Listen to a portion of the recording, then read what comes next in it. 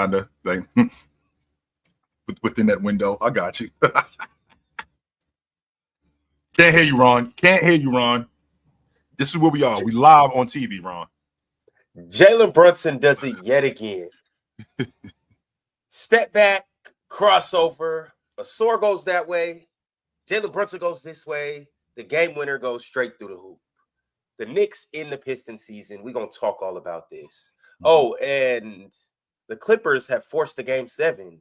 James Harden, Norman Powell, Kawhi Leonard, Ty Lue and those guys. Well, that series will be going to 7. And then we got a big game tonight to talk about as well. So let's go ahead and do it, fellas. How y'all living today? Running good, Joe. Running good, Ron G. Yep. Feeling good. It's a great day today. Seeing Thunderbolt tonight before the Warriors game. So I can't wait. Supposed to be the best Marvel movie since Endgame. So high expectations. You seen Thunderbolts last night too. Here we go. No, Here we go. Well, I did actually. I did. Here we go. But it was raining in Atlanta last night. Okay. It was raining in LA too. But let's go ahead and dive into it, y'all. I want to talk about the Knicks and the Pistons first and talk about that point guard up there in New York.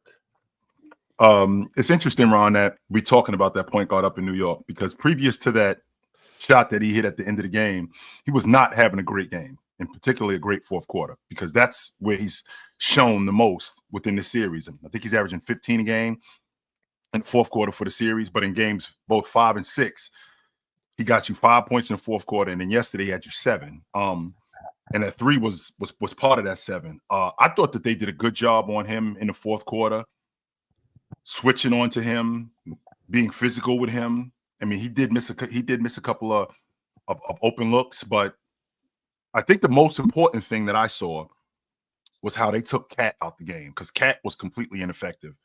He was a glass cleaner. I won't argue that point. But Ant told us last year, Cat, if you don't foul, we win. Well, what does Cat do?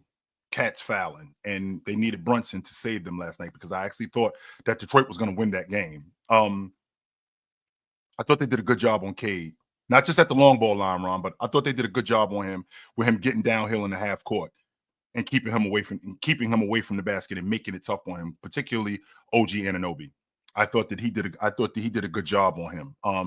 Way different than what was going on previous in the series, where he basically got downhill and the pickup point was a lot lower. He got to see whatever he wanted to see. So I mean, he was 0 for 8 at the long ball line last night, and a lot of that was due to how they was closing out on him, how they were picking him up. So this Pistons team, I mean, they surprised me. They did. They surprised me last night. They surprised me throughout the course of the series, and I think they own something in Detroit. They first off, I want to say very, very clearly, it's a congratulations to the Knicks. They definitely won the series. They should be proud of the fact they won the series. And I think Jalen Brunson last night, when it mattered the most, even though he was struggling, he stepped up and did his job. Mikal Bridges had probably his most important game as a Knick as well. Played really well, got them back in the game. I thought JB Bickerstaff was very good this year, been very good largely for a lot of the series. But when he took Asar Thompson out up 7, I thought that was a wrong decision. But I do want to say this, that I feel for Pistons fans. Now, I want to say congratulations on the year. You overcame all expectations, but with no way, shape, or form can I go forward. I'll say this should not be a Game 7 coming up.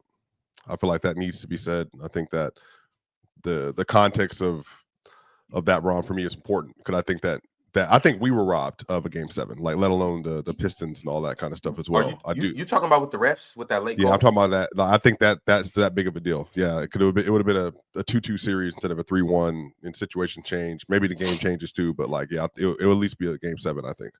I think it's 3 different moments though, Swiper, including last night. The Pistons had that game won. I was about to say that, Ron. They had that game won last night. Obviously, you have the game with the refs, and then I think it was Game 1 as well. Game 1 when they let the Knicks go on a 20-2 run. This is one of those series, Swiper. But that's youth, though. I feel like that's you're in your first playoff versus a team that's been there before. Like, that stuff will happen. I think the Knicks are also really good too. Like, so it's not out of the ordinary for them to do that. Go ahead, Joe. This is very much like what's going on with the Denver Clippers series, where we're in game 7. This is a series where the Nuggets could have won this thing in 5. The Clippers could have won this thing in 4. And I feel like with the Knicks in Detroit, this is the same kind of atmosphere where I feel like this could have been a 7-game series, but I also think that they could have beat the Knicks in 5 games. They could have because they've had opportunities at the end of games to end the game. Like you just talked about, Ron, in that game 1, when the Knicks had to go on a 21-2 run in order to win the game. And they ended up stealing game 2. And then last night in particular, I felt like they were going to let the Knicks back in. The Knicks were going to let them back in the game, just off the strength of how Cat was defending and how they were attacking him, and how they were dealing with Jalen Brunson on pick and roll. Because number one, Cat was doing his best to set screens. I thought Asor Thompson did a great job in navigating those screens, and Malik Beasley also did a good job. I can't believe I'm saying Malik Beasley in defense in the same sentence, but Malik Beasley is a solid defender in that particular situation where he was chasing Brunson, both him and even when Dennis Schroeder was on the floor, he was chasing Brunson off that screen and giving Asor enough time to get back and cover him. Now we're late in the shot clock and they're getting bad shots. So down the stretch, I thought that they did a good job defensively. Just Brunson was just too much. Down the stretch, and I hate to have to do this, but I gotta give JB Bickerstaff the same criticism I gave Ty Lue. Why is Tim Hardaway Jr. on the floor and he is terrorizing? Well, he heard you, Ron. He heard you because he took him out. He started going offense defense with him. He did start doing that with him. He did that in the last 2 minutes. He let Tim Hardaway rock for the last 7-8 minutes of the game, and he, up until that point, he was 0 for 5 from the long ball line. Right. He made 1 layup.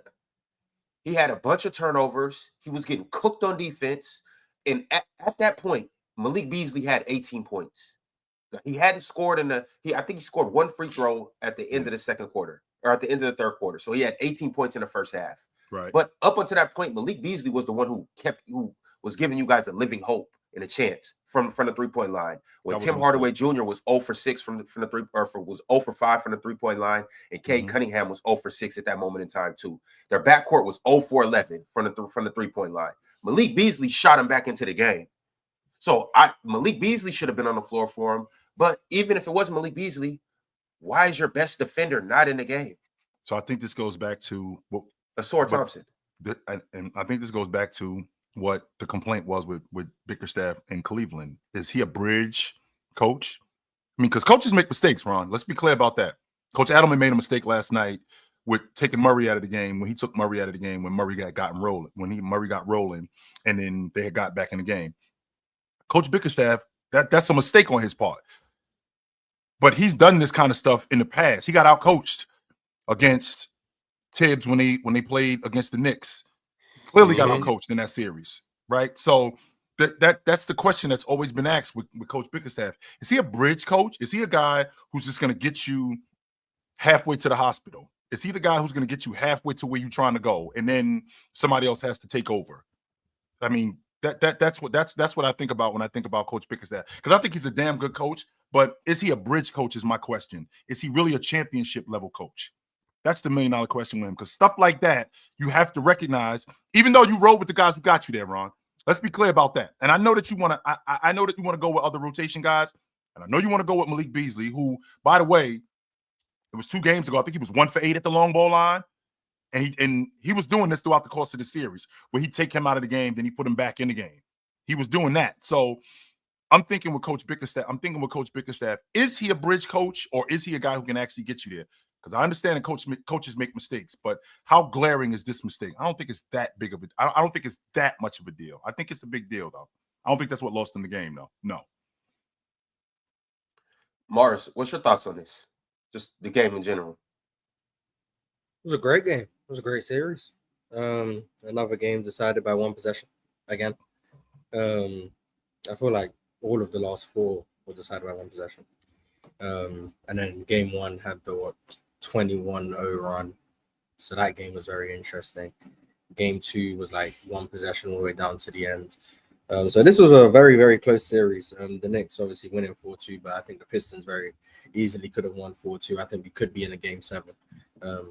as a neutral, I think Game 7 was probably the ideal outcome. But Jalen Brunson deserves a lot of credit for obviously making the biggest shot of the series. Asar Thompson played some amazing defense on him too. On that play, he got him. But I mean, like previous plays, Asar Thompson was showing why he's good on that play, Morris. Oh, well, for sure. But Asar Thompson showed why he's one of the best perimeter defenders in the league because Jalen Brunson was struggling to get stuff off on him. Because when he's not gambling and he's not falling for the head fakes and stuff, you realize that he's 6'7" with much better athletic tools than Jalen Brunson has. So it just gives him the slight upper hand. I think when you look at how all of these games ended, especially the ones Detroit lost, it's like they just didn't have enough to close the games. Like they were right. It's a similar problem the Rockets have against the Warriors, which is why I expect if this game is close tonight, the Rockets will feel the same fate. But they just don't have enough to get over the line, whether that's because you trust Brunson in the clutch more than Cade. I don't want to turn it into a Brunson is better than Cade thing, but like the Knicks are just relatively more poised, make better decisions more consistently down the stretch. And they had their fair share of bad decisions too, but they make relatively better decisions. They execute better. Yet another jump ball where Jalen Duren hits it out of bounds. But like they just execute well enough to overcome the Pistons down the stretch of games. And I think some of that can be experience. But I'm seeing the experienced guys also make a lot of mistakes down the stretch of games. But some of it is just they just got to execute better. Like it's really that simple. They just got to execute better. You probably want to have another guy who you trust to make decisions outside of Cade's. I did like a lot of Jalen Duren's short roll playmaking in this series. I did think that was a good value add. I actually think this like experience would be great for Jalen Duren. And then Cade's is like he has to be better at making easy shots. Like he just has to. Like he's really good in the mid range. He's really good in the post. All of those tough shots are extremely valuable. But I had to look up the numbers because I didn't know what the numbers were. I just knew what my eyes were telling me. Cade shot 54% at the rim in the series. Like that's just not good enough. He obviously shot 18% from three.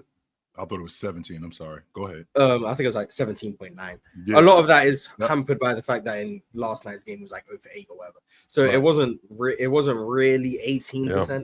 It was more like 27%, which is still not good, but like it wasn't that bad.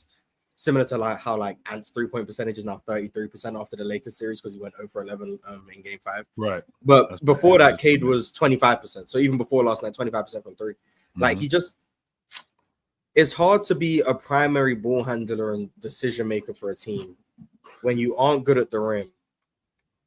You aren't fully at that level as a 3-point shooter, particularly a high volume pull up 3-point shooter, and you're as turnover prone as he is. No, like, he's got a way to go. Like he's 22. I'm not 23, whatever his age is. I'm not saying his career is over. Before people are like, oh my god, he's young, he's gonna get better. Yes, he's got a way to go. Like he's 22.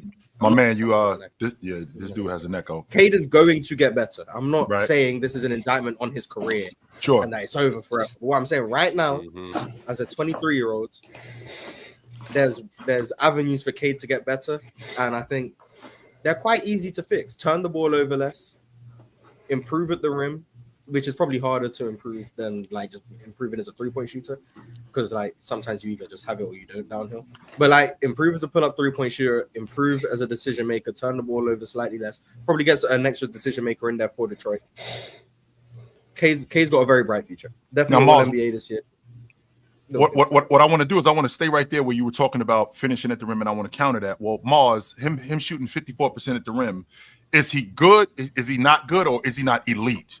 Because when I think about because when I think about finishing at the rim, like guys like Luka and like Jason Tatum, I think Jason Tatum this year is having his highest. +%. Yeah, like that's elite, right? Like that's elite. Now finishing at the rim at like 55%.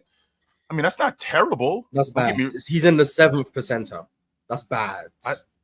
That's really bad. 7th percentile is bad. Looking at him play though, it doesn't look bad. It really does. That's what I'm thinking about. Because he makes a lot of tough like floaters and tough shots. So when you see them going, you're like, okay, this guy can finish.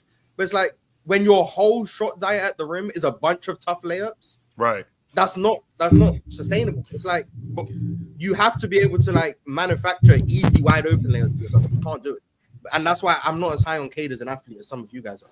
He doesn't have that ability to create that level of separation to get downhill and finish with ease. So all of his layups he makes, you remember them because it's like he's making a hook shot over the top, or he's making a floater over a big man coming through the lane. It's like, wow, that's tough. But like when you're missing half of them, that's not really viable. But where does that come from? Where does that come from, though, Mars? Because in transition, he's really good at the rim. On top of that, when you got rim, he doesn't play in transition as much as you would. Man, he does. He does play in transition a lot more than you give him credit for. That's number one. Number two, when you got rim protectors at the rim like Mitchell Robinson, and you also got a guy covering you like OG Anunoby, who's great at chasing all the way to the rim. Chasing all the way to the rim. Now your separation logic, he's got to do a better job at that. That part I won't argue 100%. Because if your whole shot diet is dealing with just getting tough shots, that's not going to last, no doubt. But with that being said, I do have to give the Knicks credit in some aspect because they do have rim protectors. So I mean, we're not gonna have guys just at the rim just getting whatever they want whenever they want. Now, is Cade gonna look that way? Is Cade gonna look that way if they play against Indiana? I don't think he's gonna look that way if they play against. Well, Indiana. he shot 57% of the rim in the season, so like it went down a little bit against the Knicks, and you can credit that to OG and Yikes. Absolutely, but 57% this season is not good. Last year, 56%. He's never been a good rim finisher. He's never in the half. I think it's primarily in the half court, and I do think that has to improve. I'm not going to argue that. I'm not going to argue that point, but I do think that you need to give him more credit as a transition guard because I think he's really good at finishing at the rim in transition, particularly because it's transition. Well, yeah, because he's got smaller guys on him, and that's my point. Like when you in the half court, you got different rim protectors, you got different defenses, you got different guys like OG Anunoby at 6'7", that's bigger it's guy. more important to be able to finish around the rim in that situation. Though fast breaks are like in transition. Like if you can't execute in transition, that's bad. If you can, it's like like you're meant to. Like sure. Transitions are meant to be the easiest forms of offense. If you're able to do that, you're quite frankly just doing your job. In the half court is where, like, if you can't finish at the rim in the half court, then you get to the point where we're relying solely on mid-range shot creation, which he's really good at, by the way. But, like, if we're at a point where Kevin Durant is just as efficient in the mid-range as you are at the rim, that's not good. And since you're on that subject, and since you're on that subject, Mars, what we have to do, and this is where the mistake happens with a lot of these fans. What you're doing right now in terms of Cade, holding him accountable, do the same thing with this Detroit Piston team. This team is not that far away. Don't let these guys off the hook. Make these guys get better. Cade needs to get better at the rim. Jalen Duren needs to be better. He needs to be more in control of his game. He needs to be a better defensive player. We're not shipping him off. No, make these guys get better instead of just letting them off the hook and going, well, who's for the right move? See, and see, this is what I'm talking about, Ron. What's the right move for Jalen Duren? Who we getting? Because you ain't getting Giannis. You're not. Well, I'm saying you don't. That might be the right move, though. You just never know. Giannis and Asor. If they want to do that in some picks, bye. I like Jalen Duren, but and I'm actually with you, Chill. But what I was gonna say, like, if it's something that you can't say no to, Ron, okay, all right, I can get with that for sure. But this team has to add something else too. They need another. They need another ball handler. Hey, but they just got started though. Like I'm trying to think. Let them develop. Right. They don't even have Jaden Ivey playing. This is their first year in the playoffs. Right. Like this is what happens when you're young. Like you know what I mean. Like you don't have it all. But they exceeded expectations. So now we're putting them in that. At least me, I'm putting them in that category. The body's still warm though. Like they haven't. Yeah, but you want them to be a sustainable playoff team. You don't want it to be a team that makes the playoffs one year and then now they're in the play. No, I get it, but like they're going to add stuff in the offseason and they will continue. Yeah, I'm not saying blow up the roster and get a superstar. I'm not saying like I'm not. Like if Devin Booker's cheap and you can get him for like Jaden Ivey and some picks, like sure. But I'm not team give them Jalen Duren, Asar, and Jaden Ivey for Devin Booker. I'm not trying to do that. Yeah, but I do think they need to improve on the margins, and those margins are a better secondary ball handler next decade. Maybe less one-dimensional shooters like Tim Hardaway and Malik Beasley. Maybe someone who also provides a level of defensive value on the wing but can also shoot the ball. Like that's the next level for them. It's not go out and get a superstar. It's just. But wait a minute, Mars. And then everyone else developing on the roster. Now, Sheesh. everything that you just said. So guys like Malik Beasley, guys like Tim Hardaway, I think that works when you use them like that. The problem is that when you're using them as your secondary scorer, that's not going to work. Absolutely, no, that's not going to work. When you using Malik Beasley as a spark plug, as an engine, he's my rotation guy. He's my bucket getter. He can't be my primary second scorer. He can't. I have to have somebody. I have to have somebody that's coming off the bench, or not necessarily coming off the bench. I have to have somebody that's in my starting five that I can depend on consistently for buckets. And I shouldn't have to depend on a primary long ball shooter who does nothing else besides shoot the long ball to get me buckets, particularly in the playoffs, because what happens in the playoffs, we just seen it. When that long ball isn't going in, Cade Cunningham, for an example. What else do you have in order for us to get to where we're trying to get to? You don't have anything else. So that's where Jaden Ivey comes in, right? I got another ball handler. I got another scorer that I can possibly go to who can make us better. So, I mean, with that being said, I'm not ready to just jump the gun on this Detroit Pistons team. I don't think that they're that far away. I think that they are just some experience. To your point, Mars, Cade Cunningham being a better finisher around the rim. Would you, and to ask this question, Mars, would you attribute him not being a good finisher to him not being strong enough? I think his strength is his best advantage in the rim. I think he's not. I don't think he's athletic enough. He's not a great athlete. I don't think he's. I think you Real give talk, Cade a run. Jalen Brunson ain't Deion. Oh, I know. Jalen Brunson has a level of craft that is just kind of hard to expect from anyone, really. But like Cade, if you give Cade a runway, he can go punch on someone. Like that's his level of athlete. But in a crowd, in traffic, he's not going to be able to finish over the top of you. He's not going to be able to exert himself in that way to create easy finishing angles for himself. So he's going to have to like try and finish around you over the top of you. And he's not. That's not a sustainable way of trying to finish. He's not going to like contort his body like he's Kyrie. And I'm not expecting him to do that. So I think it's just athletic limitations. I never think he's going to be a great rim finisher. So I think the avenue is for him to become a more consistent pull-up three-point shooter. And then you just live with the rim deficiencies. But if he can address both of them, then you're looking at this is a tier one. I mean, he's 6'6", 6'7", and I do think that he can maybe try to get craftier in his pickups or use some decel in his rim attempt game because he can't just go up and explode over anybody like that. They're going to be fine. I do agree with what everybody's saying up here. I wouldn't make any drastic moves. They're a young team. They have a young superstar, Cade, who just got outplayed down the stretches of games by, the better player. It is what it is. Jalen Brunson is one of the best scoring guards that we've had in the league in quite some time. So let them develop. Asar was great this series. Cade had his moments. Duran had his moments. Very impressive season from Malik Beasley because as a Laker fan, we did not get this version of Malik Beasley at all. I was thoroughly impressed by Beasley this series. So shout out to the Pistons, had a great series. They'll regroup. They'll get Jaden Ivey back, who actually had Isaiah Stewart, who missed. And Isaiah, yeah. He was the difference, yo. He was. Yeah. Hey, he was a great. Yeah, Stu play. Yeah, he's a great defender. No, for sure. I'm not saying, if Isaiah Stewart, they win in 5, but like I do think that makes a difference. I do genuinely think that makes a difference. Well, if you think about and I don't know. I mean, Ron, we got company in the house, and you ain't even tell us. We just sitting here talking. We just go. Company just walked in. You ain't say nothing. This is what I got to deal with, Swiper, on the regular with this dude. Y'all yapping on the regular. If y'all stop yapping, I can introduce my man Dre. Oh yeah, y'all want to keep yapping? You don't like to interrupt. Yeah, you don't like to interrupt. I don't. That's unpolite. My mom taught me don't do that. But since you guys are giving me a runway, now I can do my Cade Cunningham thing. What's going on, Dre? How you doing? Hey man, I'll be honest. First things first, I love what you guys do. I wish we had this back in the day. The content is unbelievable. You guys, I don't even watch ESPN. I watch you guys. This is the real basketball talk. Like, I don't have no business watching ESPN. So salute to you guys on that. Thanks, bro. As a Knicks fan, man, diehard Knicks fan, worked for the organization for some time. Went to game 2, went to game 5. I was right there, live in action, courtside.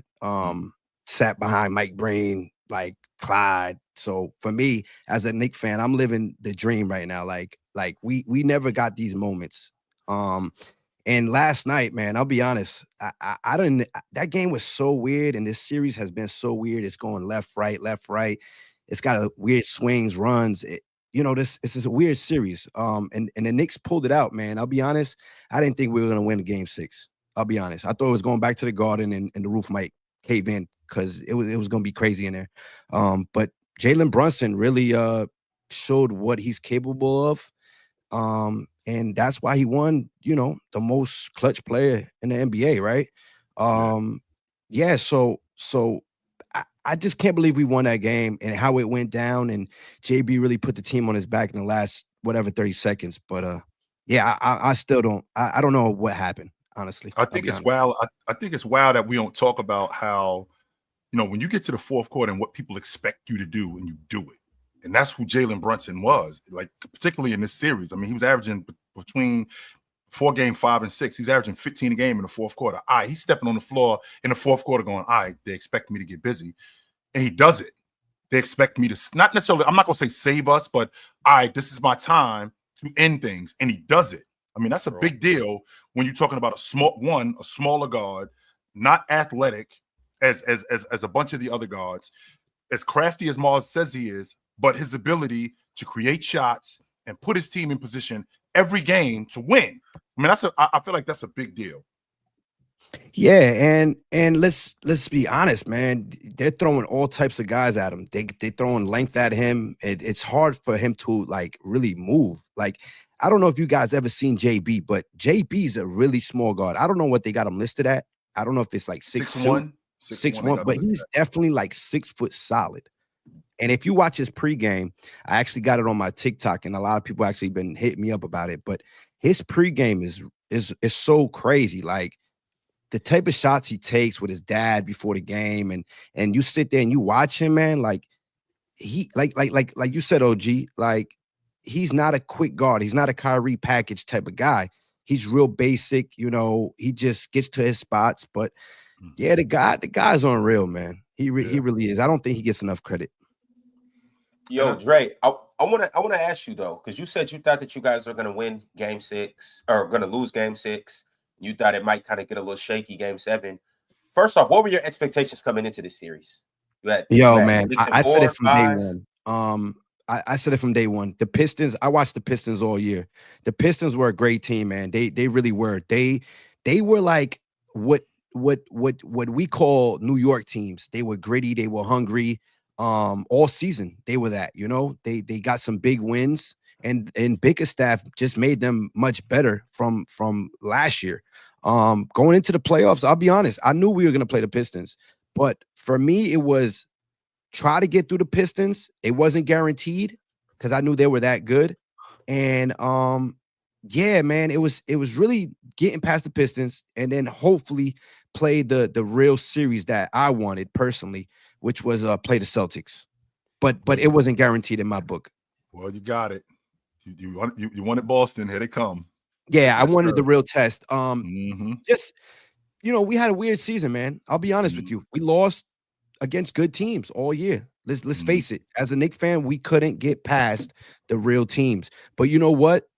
In sports and in the postseason, in baseball and in basketball, we got series. That's why we play series in the playoffs. We go to see who's really the best team. So right now, the Knicks got a chance to really knock off the best team in the world, the defending champs, and probably arguably the best team in basketball. So if we could get past that, bro, the last 20 years that I lived, that would be the biggest thing for me. I have such a big problem with Mikal Bridges because one minute he'll show me that he can't guard a trash can, but then the next minute he'll show me that this is the Mikal Bridges that I've seen as an all-league defender. And then the next minute, I'm thinking, get him off the floor. I'm trying to figure out where the inconsistencies in his defense came from because he was never this bad as a screen navigator. Never.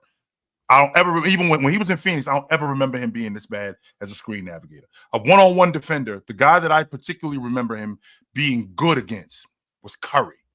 He made me look at Curry going, Curry struggles with athleticism and length. But then he gets to the Eastern Conference, and then now He's trying to turn himself into a scorer, and in the process of him turning himself into a scorer, the defense just goes the other way. I never thought that he was. I never thought that he was an average or an above average defender. I thought he was an elite defender. But the fact that the scoring has taken away from so much of his defense, but then he shows it to me again. So I really don't know what to do with him on the defensive end of the floor. I really don't. I don't ever know if he was actually an elite defender. So, I mean, I think he was a very good defender, but he was also, everyone wants to rewrite kind of how that Suns team was built. They were a very good defense because of DeAndre Ayton. It just, Ayton was kind of not getting the love after because everybody thought he was soft and all that. But Ayton, Jay Crowder, Mikal Bridges, respect Chris Paul effort. Devin Booker was having his best defensive seasons in that situation too. They were top 10 defense largely because of Ayton. Like, he was a good rim protector at the time. I mean, Mikal's good. He was a good scorer with the Nets too, though. Like, he's not a primary scorer. He's not somebody that can average like for a stretch of season, like the entire year, 24, 25. He doesn't have that kind of game. He's averaging like a really healthy 19. I think he was been good this year. But like I said, them trading for Mikal was just as much about his culture fit as his basketball fit, though. Like, they believe in the Villanova boys. Like, they want Brunson to have his guys around him, and for Josh Hart to have his guys around him. Dante DiVincenzo just happened to be just a part of getting off of Julius Randle and getting an upgrade at center with Karl Anthony Towns. So for me, I just think that like Mikal has always been this. It's just he's now being anchored by Karl Anthony Towns. Like, for most of the year, and then Mitchell Robinson, so it's just different. Like, it's a different situation altogether. So I don't really know if that takes away from him defensively as much as it does. You said Mikal Bridges was never elite defensively? I don't think he was ever an elite defender, no. I think he was a good defender. Because I don't think he was an elite defender with the Suns. I think he was really good, but I also think that had more to do with it. Define elite. Yeah, define elite. Yeah, elite would be from, if you're saying elite for me, again, we're getting to like J-Dub and all the rest of them. Like, those are elite defenders. Like, I never think he was never J-Dub to me, ever. And when he was in Phoenix, he was that good as a defender. I don't think he was as good as J-Dub, but that's like, I do. That's because of like the rim protection and off-ball stuff. But like on the ball, do you think he was an elite defender? I think he was very good. I mean, he was very, for a wing especially. He did really well against guards. Did well against wings. I think he. Like, screen navigation, fine, but its off-ball stuff was also really good. But I don't know. Like I said, elite is like a very like limited crowd. There's only like, we had this conversation already about De'Aaron Fox and SGA. Like, I don't put everybody in that category. Yeah, he's better than De'Aaron and SGA. But I mean, maybe if you have a stricter bar for elite, I think he was one of the best perimeter defenders in the sport. I don't think he provided that like versatility where he's going to be able to help side rim protect and stuff. But if that's what you need to be elite, then I understand what you're saying. But in terms of just like on-ball perimeter point of attack defenders, I think he was that's where I'm at. Now I don't, but back then, and that's what I'm trying to figure out where it went. I mean, I do understand that when you move to a different situation like he did in Brooklyn, and now all of a sudden he's averaging 24, 25 a game for a stretch, and then the defense goes by the wayside. Not all the way by the wayside, because there's still some defense there, but it shouldn't fall off the way he's covering for Brunson and Cat though now. Like, I think the situation is different, Chill. Like, that's what I'm saying. Like, he was functioning as a very good hub in a larger system. I think now, like, even OG this year, OG defensively, like, isn't having the same level of impact as he typically would. And OG, prior to getting to here, was an elite defender, I think, for most people. But I think OG is the situation. It's just, I think they're having to work so hard now that, like, and on top of that, the offense needs to be there too, because they're having to play more offense. Like, I think overall, Hart, Mikal, and OG, and even Deuce McBride, I think they're having to do so much defensively. I think that it's taking away from their own individual greatness that they were in previous iterations. But I don't think that explains his screen navigation. I mean, Brunson will compete on defense. Brunson isn't Luka. Brunson isn't a cone. Brunson will get in a stance. Brunson will try and play defense. He 100% will do that. Meanwhile, I'm watching Bridges. I'm watching Bridges when we get at the top, or when we're at the nail, when screens come. When screens come, he's just conceding to the screens and just not even trying to get over them, which he was a better screen navigator when he was in Phoenix. He was a better screen navigator when he was in Brooklyn. And now he's in New York. And to your point, Swipe, but you talk about him having Cat behind him. Well, he does have OG on the wing with him. That's number one. Number two, he does have a rim protector behind him in Mitchell Robinson. He might not play 30 minutes like DeAndre Ayton did, but he does have a rim protector who can clean up messes for him. So with that being said, no, I wasn't going to say it. No, I was not going to say that. No, What I was going to say is he does have that behind him, and because he has that behind him, you already know how I feel about when having a rim protector behind you. You're more aggressive on the wing, but I just don't see that level of aggression from him. Not only do I not see that level of aggression from him, I don't see that.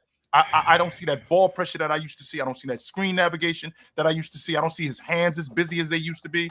And I'm trying to make sense of what happened to it. And it can't just be because now he's a bucket getter. When Mitchell Robinson and Mikal Bridges played, they had a 107 defensive rating in the regular season, which was elite. It's just, like I said, I think getting Cat out of the rotation and putting Mitchell Robinson in, I think that allows for the entire team to function better defensively. It's just, but you can't play Mitchell Robinson over Cat for obvious reasons. You just cannot do it. And I think for Brunson has to play. And I disagree. I think trying hard is fine. I think Dame tries hard. But I think at some point, if you're 6 feet 6'1", well, he does. I've seen him do it over the years. I think the issue is that when you're that small and we're bringing you into every single action, and then you can't stay in front of people, or you can't get around the screen, or you can't even rotate weak side because you're just too small. I just think that makes everybody else's job a lot harder, which is why you have to have maximum effort. But at the end of the day, I think I expected them to be a better defense in the regular season this year, but they weren't able to do it. Fellas, we're going to talk some more about the Knicks because, Dre, I got some real New York questions for you.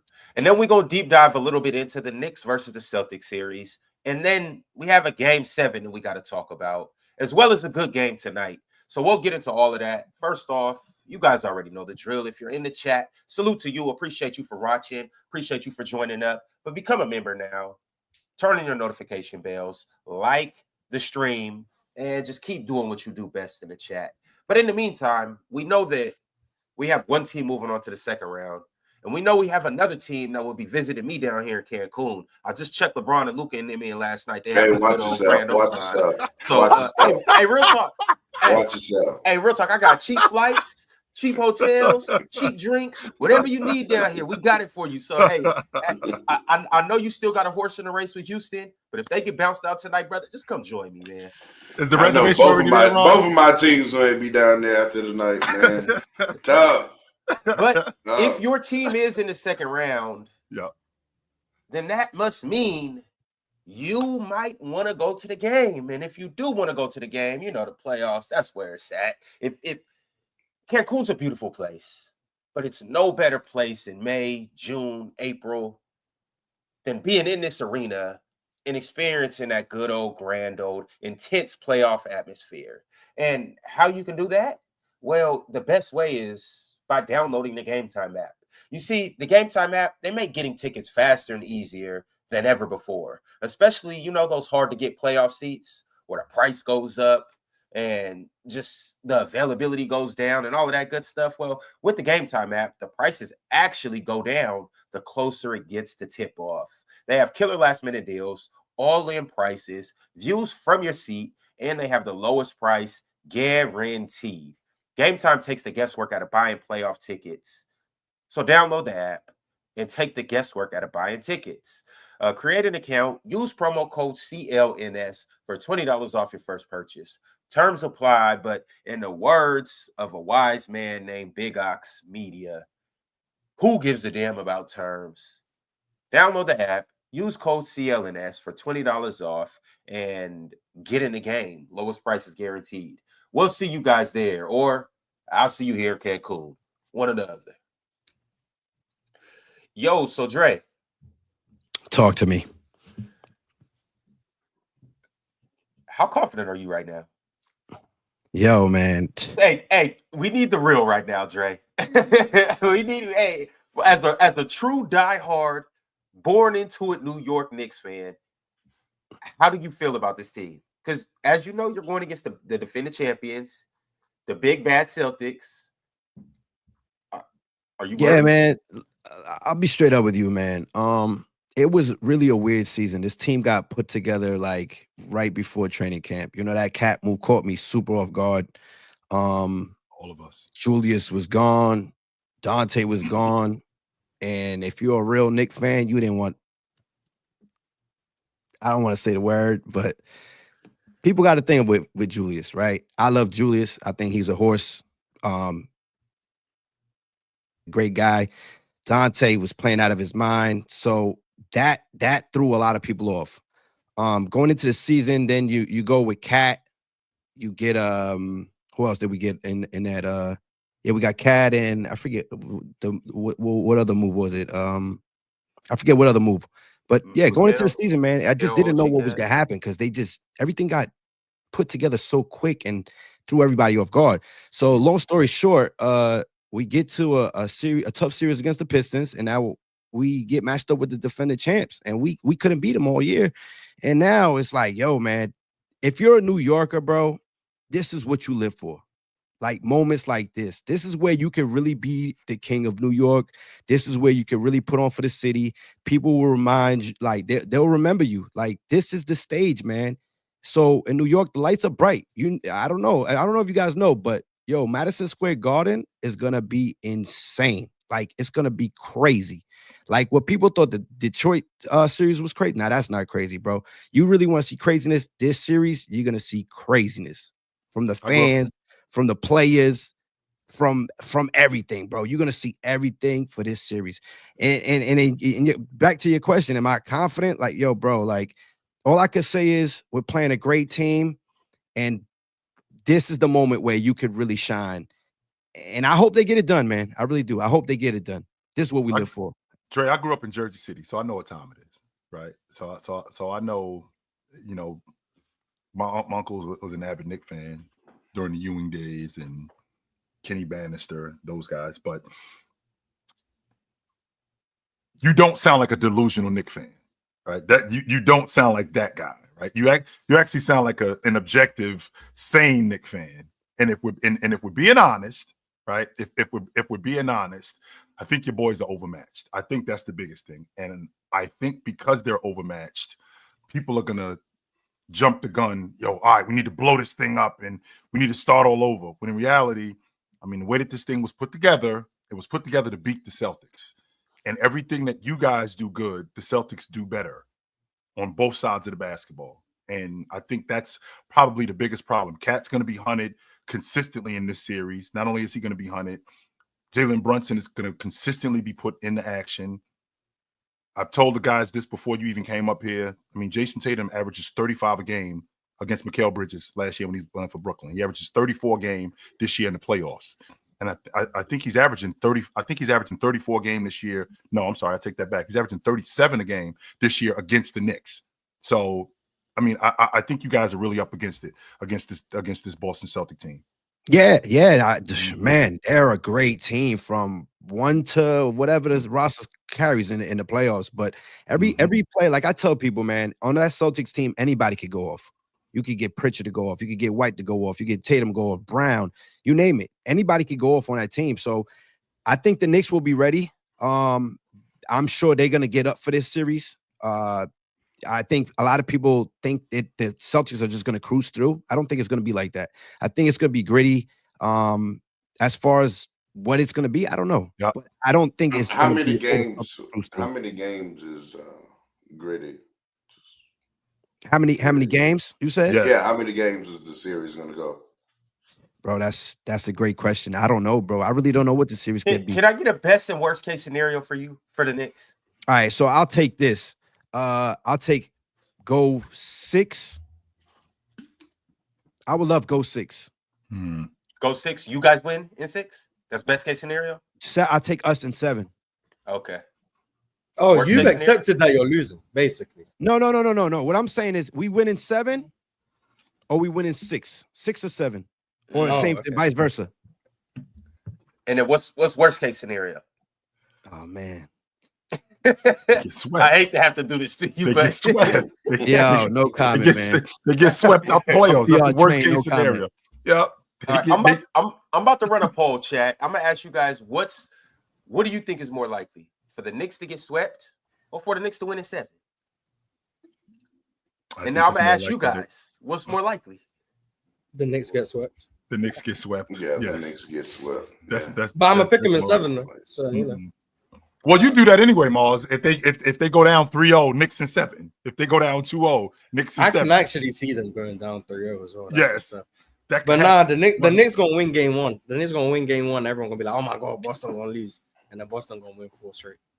So let me ask you guys a question. Do you think the Knicks will get some wins at home? Because the last series they played against Detroit, it was weird. We couldn't win at home. We couldn't win at home. I don't know why. I don't know if it was the pressure in there. But I won the one game at home. I do know you won that one game. They came in and beat y'all twice. So against the Celtics, do you think we'll get anything at home? Maybe Jalen Brunson I don't know if Drew Holiday is available yet. I mean, if Drew Holiday is playing all of the games and doing a good job on Jalen, maybe not. But maybe Jalen can get y'all one game, be the clutch player of the year one more time and get y'all one game at home. It's possible. But that'll be the one game, though. Like, they beat y'all in 4 or 5 games for sure. You guys are haters. Go down. Ron might as well get ready for Jalen. Get his room ready. Get Carl's room ready. Make sure they got the all-inclusive pack. Mars, what are the Knicks doing? What are the Knicks doing, Mars, consistently to make this to make this a series? Because the thing that we complain about with Cat in particular, right? The thing that we complain about with Cat in particular the most, the Celtics do that the most. Not just mismatch hunt, not just mismatch hunt, because the Lakers did that, and that's really a recipe for disaster with them. But the Celtics mismatch hunt in a different way. And not only do they mismatch hunt in a different way, they mismatch hunt with a guy like Cat, who they consistently attack him downhill.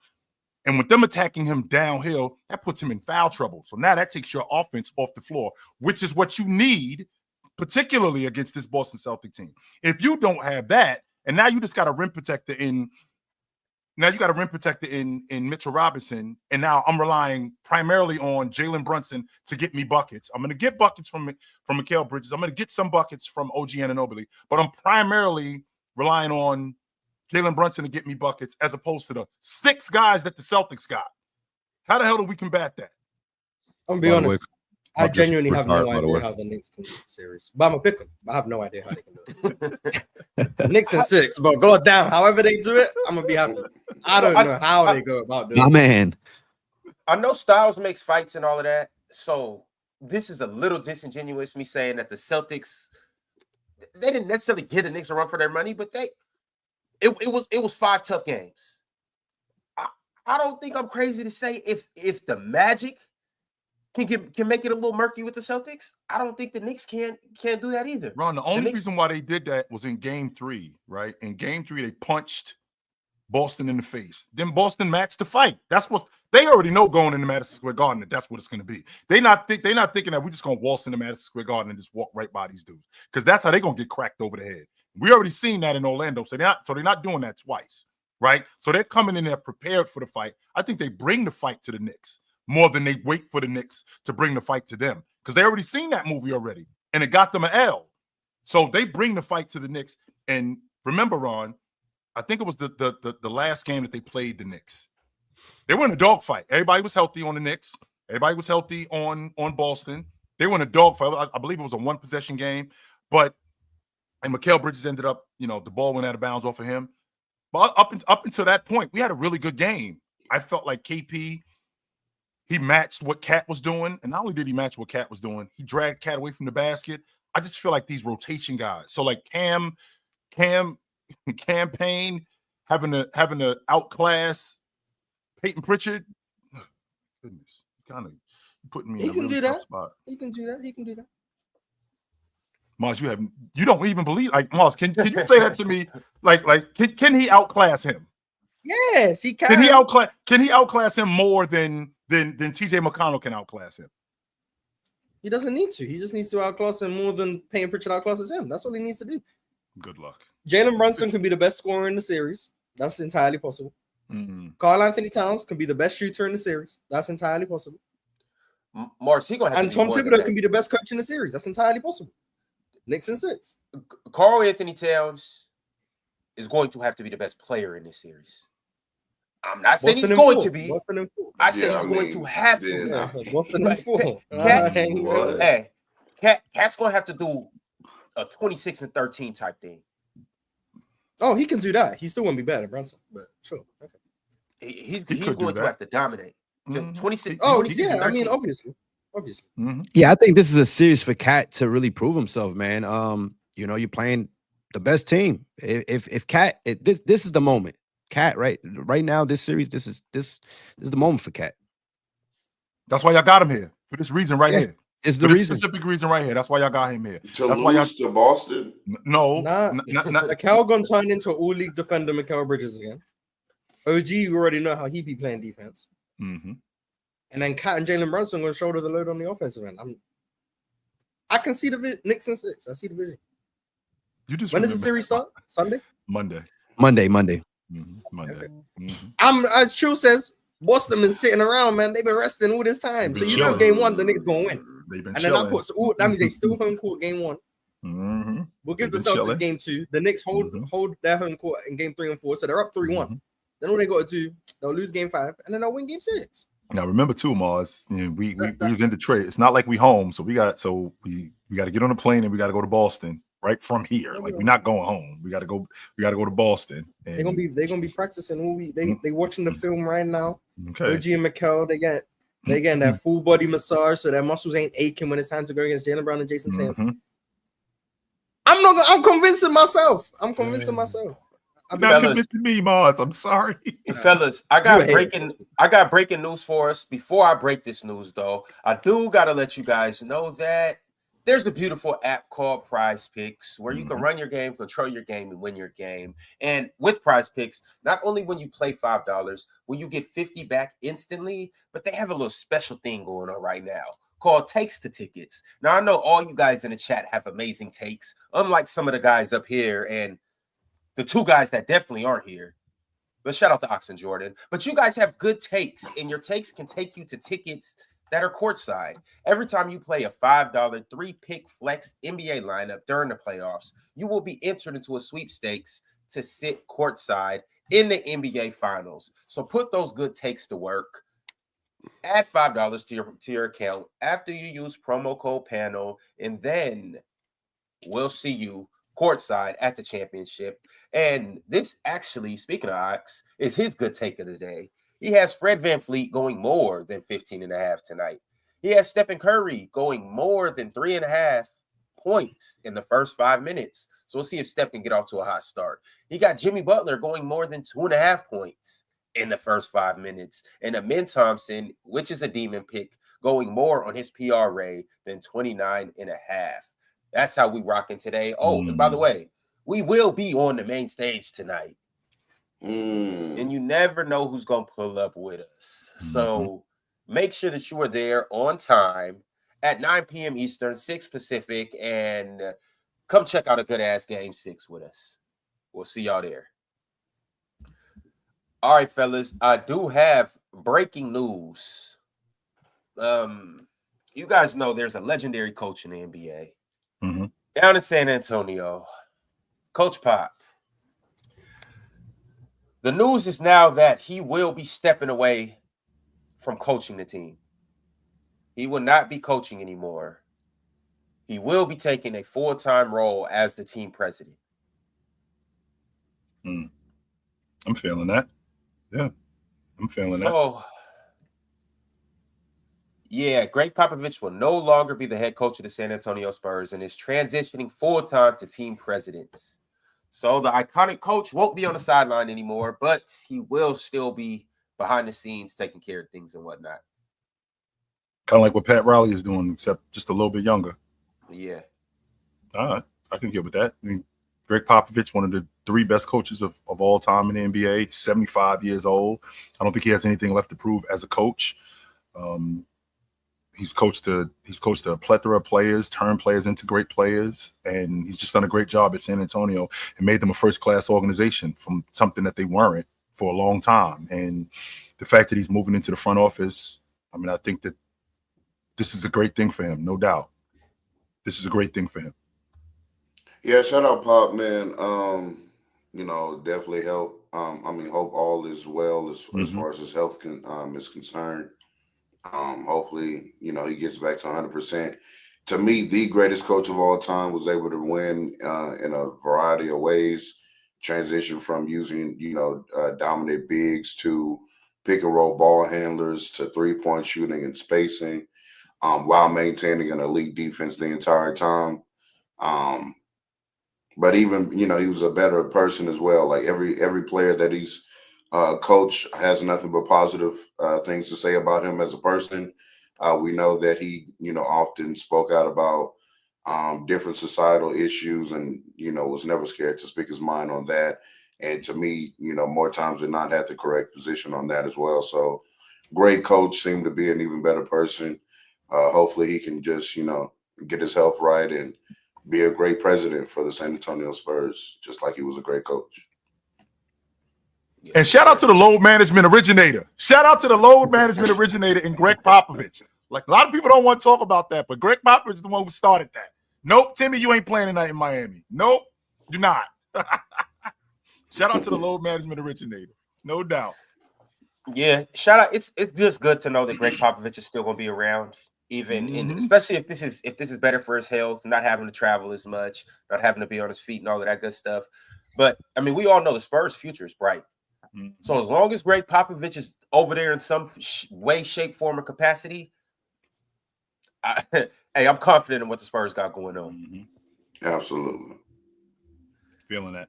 No doubt. Feeling that. All right. What does this mean, Ron? What does this mean, Ron, for them moving forward with San Antonio? Like, in terms of the architect of that crew, if you had to go into the mind of Gregg Popovich and you looking at this crew right now, how far away are we? We got a franchise player in Wemby.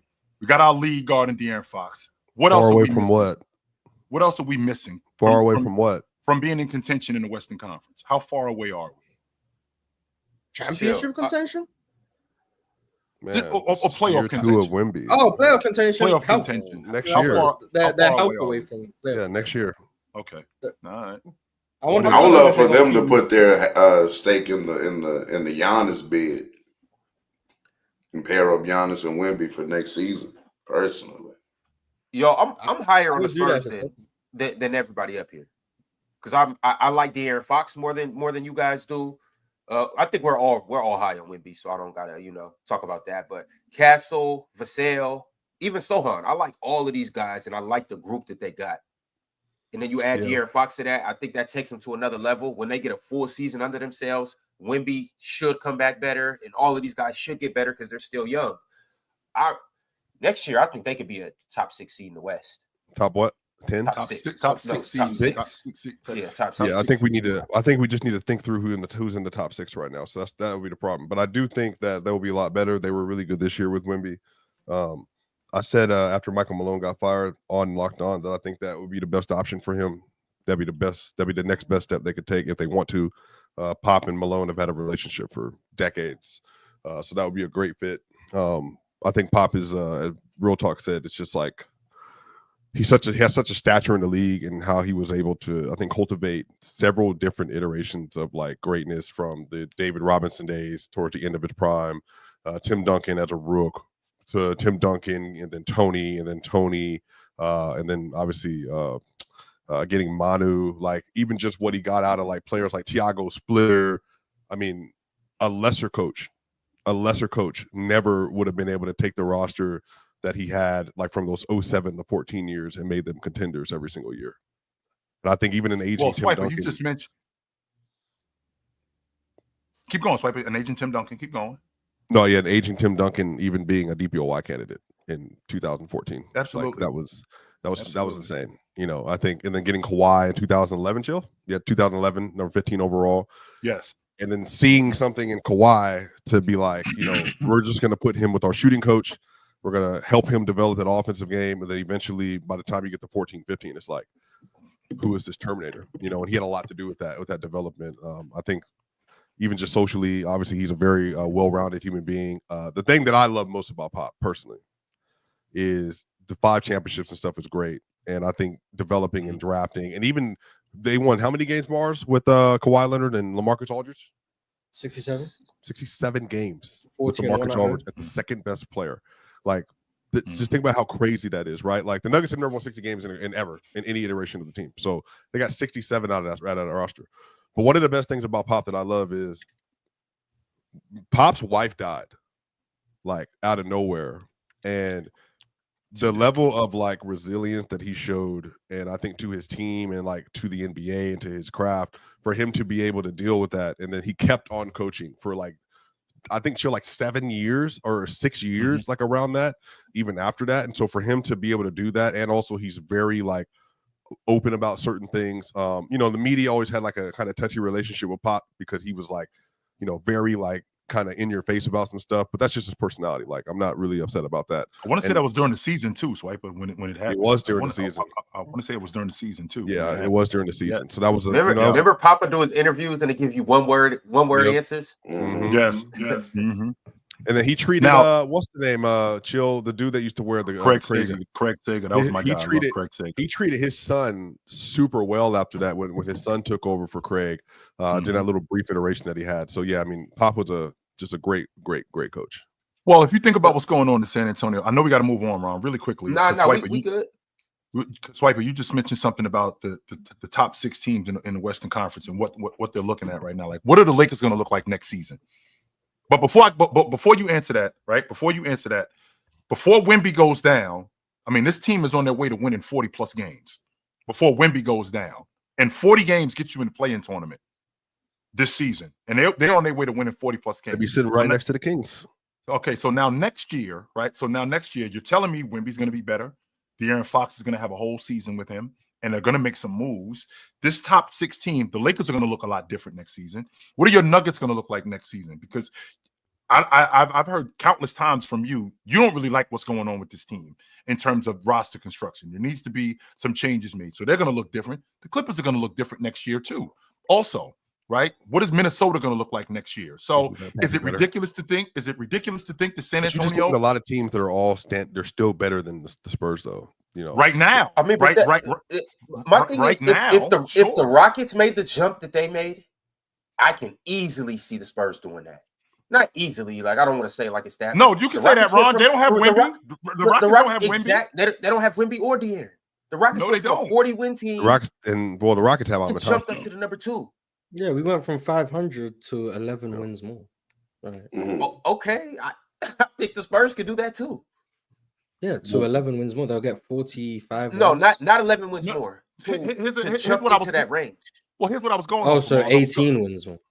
Well, and remember, I mean, they were on there. What I was going off of with Wemby not being hurt. That's what I was going off of, and the fact that Wemby stayed healthy, and this team was on their way to winning 40+ games. Let's just say 42. All right, let's put that number there. Let's say 42 games. So the next season, with Wemby coming back, with De'Aaron Fox coming back, with whatever roster construction they're going to put together, right? So I do think that they need. I do think that they need another long ball shooter, right? In addition to them getting another long ball shooter, I think they can shore up their backup lead guard spot. So the Grizzlies won 48 games, Joe. Do you think they'll be better? That was the AC. Do you think they'll be 48 games? I think we can have I think that with Wemby being healthy, with De'Aaron Fox being healthy, I think we can have a conversation about that. Sure. I don't think that's ridiculous to think that, considering what they would have done had Wemby stayed healthy. I think we'd be up here talking about them if they were a play-in team that made some noise. I think we'd be up here talking about them next season like they were a bona fide playoff team. If Wemby is the player that we all like project him to be, then he has a good enough roster to be a top 6 seed in the West next year. Oh, that's tough, dog. If Wemby is projected, if he's on a GOAT trajectory and he gets, I mean, that's his ceiling. That is his ceiling. He has De'Aaron Fox. Obviously, you have Castle, who just won Rookie of the Year. He makes some strides in off season. Devin Vassell, the Baylor GOAT, Jeremy Sohan. Yeah, I mean, that's a cool little crew over there. And then if Wemby takes his another step, either probably offensively. I mean, he kind of is what he is already defensively. So, but then you have then at the top it's the Thunder, and then you have Houston. Let's say just take a diabolical step back, which is possible because this was they can be better than Houston. Fluke season for them. And then you have the Lakers. They could take a step back if they just want to chop the roster. Where's their diabolical step back? Chill did it. I was saying Chill did address this, that they could or somebody yesterday, blow it up and then just restart for 1 year. I get it, 100%. I don't know if they'll do that. Yeah, that's not happening. Right. The Clippers will be there. The Nuggets will be better next year. This is No, give them a diabolical step back too. All right, Give them a diabolical step back too. wait. If we got a diabolical step back. I said health. He premised health. The Nuggets weren't healthy this year. I'm saying, like, let's say they're healthy next year. We're a young team. What young team takes diabolical steps back? So then you got that, right? So then, well, I mean, Houston. It's Jalen Green. And then we have outside of that, we have Memphis. Memphis could be better next year. Oh, but they can be better. Okay. The Mavericks will be better next year for sure. I think we all agree. They with will that. be. Dallas will be better. Yes. Hey man, y'all slipping on Portland Trailblazers, bro. Especially it's hard to be a Tumani top FC, right to my immediate. Well, I guess the camera this way. Tumani FC over there. You're a huge Scoot Henderson fan now. Obviously, you're a Denny Advia fan. Donovan Clingan is really good. They're going to get another elite draft pick this year. I mean, the Portland Trailblazers are going to be really solid. Oh, it's hard to be a top 6 seed. Like, it's like easy to be like, in theory, yeah, they can be top 6. And then you read down the West and it's like, God damn, there's 11 teams who are like really good.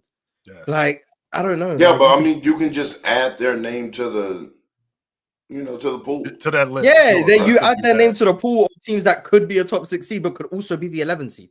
Like, that's what the West is. Like, assuming health for the Spurs, I do not see that. I don't see how they're below 8 next year. Well, I'd assume they'd be. I'm assuming they'll be better than the Kings. Like, I'm fine with that. Whoa, the Suns. Whoa, what do you mean? Is Sabonis still there? I'm assuming. Yeah, I might be wrong. They saying a shooting guard is gonna pass up Sabonis next year. I'm not with that, bro. I'm not gonna lie to you. Sure. So I'm assuming they'll be better than the Kings. Kyrie's gonna miss most of next season, so I'm gonna assume they'll be better than Dallas. That's true. OKC, obviously not. I think Dallas is gonna be a lot better than y'all give. The Timberwolves, obviously not. They'll be there. I don't know about obviously not with the Timberwolves. To me, it's obvious. And then it comes down to, like, are the old teams gonna fight to avoid the play-in, or are they just trying to get to the playoffs healthy and they're fine with being in the play-in? That's where you get the Lakers, the Clippers, the Nuggets. Are they fine being a play-in team? The Warriors. Yeah. Are they fine being a play-in team and preserving health over regular season record? Like, the Rockets went all out for the regular season record because they. So added in Giannis trade to the Warriors. So what so will like they be? that plays a part in it. Like, the Spurs are gonna be in playoff contention next year. That's sure where I'm at. But I don't know where that means. Top 6, I don't know. Top 8, I don't know. Top 10, I'm fairly confident. Dre, how do you feel about the Spurs? I mean, they got some good young talent there, man. I think Wemby fell into a good situation.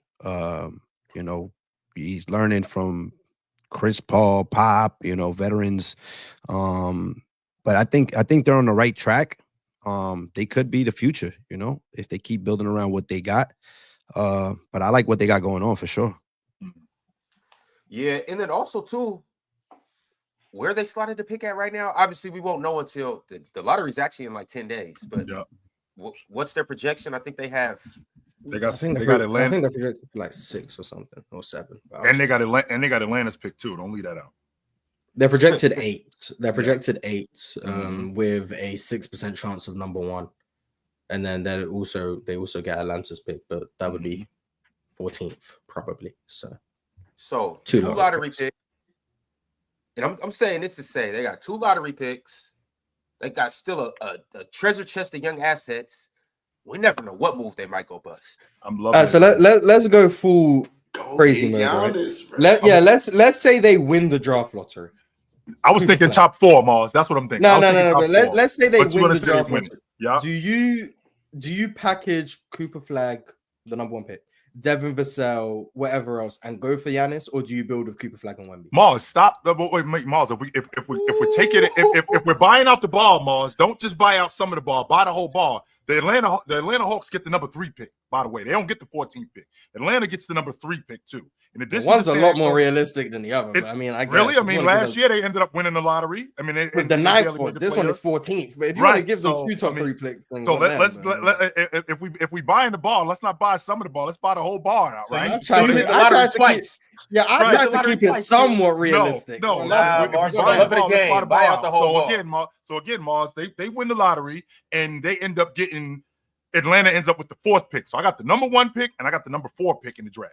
That's what I got. In addition to having Wemby, in addition to having De'Aaron Fox, that's what I got. So what's the plan here? Am I moving forward with Cooper Flag, or am I boxing up both Cooper Flag and the number 4 pick? And I'm calling up the Milwaukee Bucks and I'm checking their temperature on Giannis. I'm not giving up the 1st and the 4th. Me personally, I'm keeping for Cooper Giannis. Flag, I'm keeping Cooper Flag. But I'm saying if I'm already giving you, let's say I'm willing to diminish give you Giannis, chill. Diminished. What kind of Giannis? A diminished Giannis. Giannis is not diminished. Who's a largely offensive player now? Man, I'm not giving no 1st and 4th for that. I'm not gonna lie to you. Brother. Swiping, you getting fired. That's a GM. You 100% getting fired. You ain't giving up Giannis. But why would you trade for a 30-year-old? I'll give up the 4th pick. I'll give up the 4th pick for Giannis.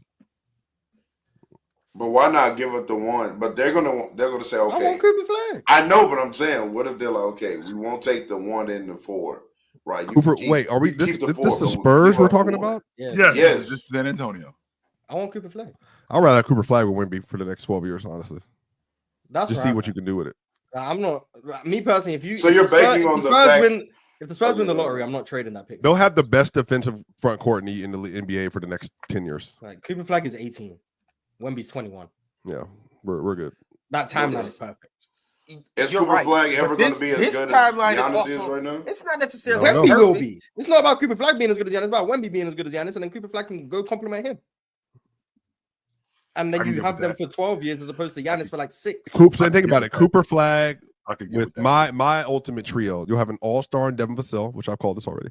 You'll have don't do that. I've told you this multiple times. Cooper Flag with Wemby, with Stephon Castle, and then Jeremy Sohan at like the Ben Simmons, you know what I mean? Like wing, see the vision, wing, like point guard thing, playmaker, 7 assist a game, y'all. Psh, it's about to be dirty, bro. I would do that in a heartbeat. Yeah, I'm keeping Cooper Flag. I don't know. I think you guys might be tripping. I mean, Giannis is like one of the. Giannis is a top 5 player in the world. Giannis in I'm trading. I am trading. There ain't 5 I'm players 100%. better than Giannis. No. I'm 100% getting Giannis. I'm 100%. You can have that number 1 pick. You can have it for Giannis. I'm doing it. 100%. I'm like, I love He's Cooper. 30. Like, why I gotta do that? I love. I mean, you don't have to. How much longer has Giannis got you? 3-4 years? At least I got 4. I think I got no. Yeah, I would say. Wait, Mars. Wait, let him answer this. How you got 4 years? 4 years? I got 4 more years at this level of 30, 10, and 6. You got Cooper Flag's rookie contract. Yeah, amount of years left. And by the time Coop gets to year 5, what is he? I don't know what he is, but I know what I'd like to think he's an all NBA level player. I know what Giannis is right now, and if I could get 4 more years of this, and then I can figure it out in 4 years of what I'm doing with Giannis, because it's not like Giannis is Dominique Wilkins. He's gonna fall off a cliff. No, I don't think that's gonna happen. I don't. The same way you don't know when is an athlete like that maintaining that kind of athleticism. Well, but LeBron is a 1-on-1 situation. No, but you can't ask when there's LeBron. Okay, let's do that. LeBron and Giannis. What? What'd you say, Mark? It's a group of them in the league right now of athletes still playing into older age and still being dominant and still playing good. I've asked this question. I've asked this question like a few times now, and it's like, do we have to shift our mindset on like how long like elite players can be elite? Because I mean, LeBron is making you question it. Kevin Durant is making you question it. Steph Curry is making you question it. Like Steph Curry is a 37-year-old unathletic point guard. Unathletic is nuts. He's not a bursty athlete. He's not a twitgy athlete. No, I've seen him drop by Alvin Thompson a few times. And then for him to be 6'3", I put him in a box the last 2 games. But I yeah, like he did. Nobody but I'm taking this. I'm taking the 5 elite years of Giannis, and on top of that, here's also the thing too. What if Cooper better than Wemby? Hey, and what if Jalen Green turns into Michael Jordan? I'm just saying. One's a lot more likely than the other. I've seen Jalen Green. My thing is you don't know what's going to happen. Right now, I know I have a top 20, 15-ish player of all time. And I even think it all the time, Ron. Just stay right here in the game. How good is Giannis today in the game, Ron? Blair said You'd have Giannis has been two aging in dog top years with the 12 Bucks. players in the NBA on the same team. And The only other team that can say that is maybe the Lakers. And Wemby's And going how this that- way. how- So didn't they win the NBA championship? by the end of next year, I might have 2 top 5 players. That's the crash course that Wemby's on. And if it's not at the end of next year, 2 years from now, I got 2 top 5 players. On top of that, I still got De'Aaron Fox running the show. But what if by getting in the year paint and 2, wheel, Wemby isn't all NBA alley-oops. combos like Giannis is, though? What if he is? Yes. What if he is? We already think he's the consensus number 1 overall for a reason. So to your point, Swiper, let's just say for the sake of argument, Cooper Flag in year 2 is in all NBA conversations. He's an all defense player next year. Right. 100%. So just so you know, if he's in all NBA conversations, that's great. I already got a guy who is first team all pro. Who? I got that. Giannis. Hey, Wemby was gonna be if he ain't got hurt. Giannis isn't in all NBA conversations. He's in MVP conversations and consistently has been in MVP conversations. 100%. It's levels to it, and he's going to be I don't in think MVP anyone's conversations. arguing that Giannis isn't the best player involved. I think what we're arguing, like what I'm arguing, is let's be optimistic. I'm gonna be 6 years. Yeah. So Giannis is 30. I think he turns 31 in December. He'll be 36. So Giannis will be like 36, turning 37. 6 years of Giannis, or 12 years of Cooper Flag. No, I get, but What it's do I not want just next to it's not just 6 years of Giannis though, because I do want to. So he hits you got 6 elite years, and we can even take it down 5 elite years. Sure. Then he hits 35, right? Mhm. At this point, Victor Wembanyama is what age now? 21, 26. 26. Uh-oh. Prime Wemby is. Hopefully. But also too, at this moment in time, De'Aaron Fox is 31. All right. Yeah. Well, So he's now- not on the team by then. So now you still got these 2 dudes at the top of their game. Yeah, Giannis is taking a step back, maybe 2 steps back, but now it's almost like the David Robinson thing.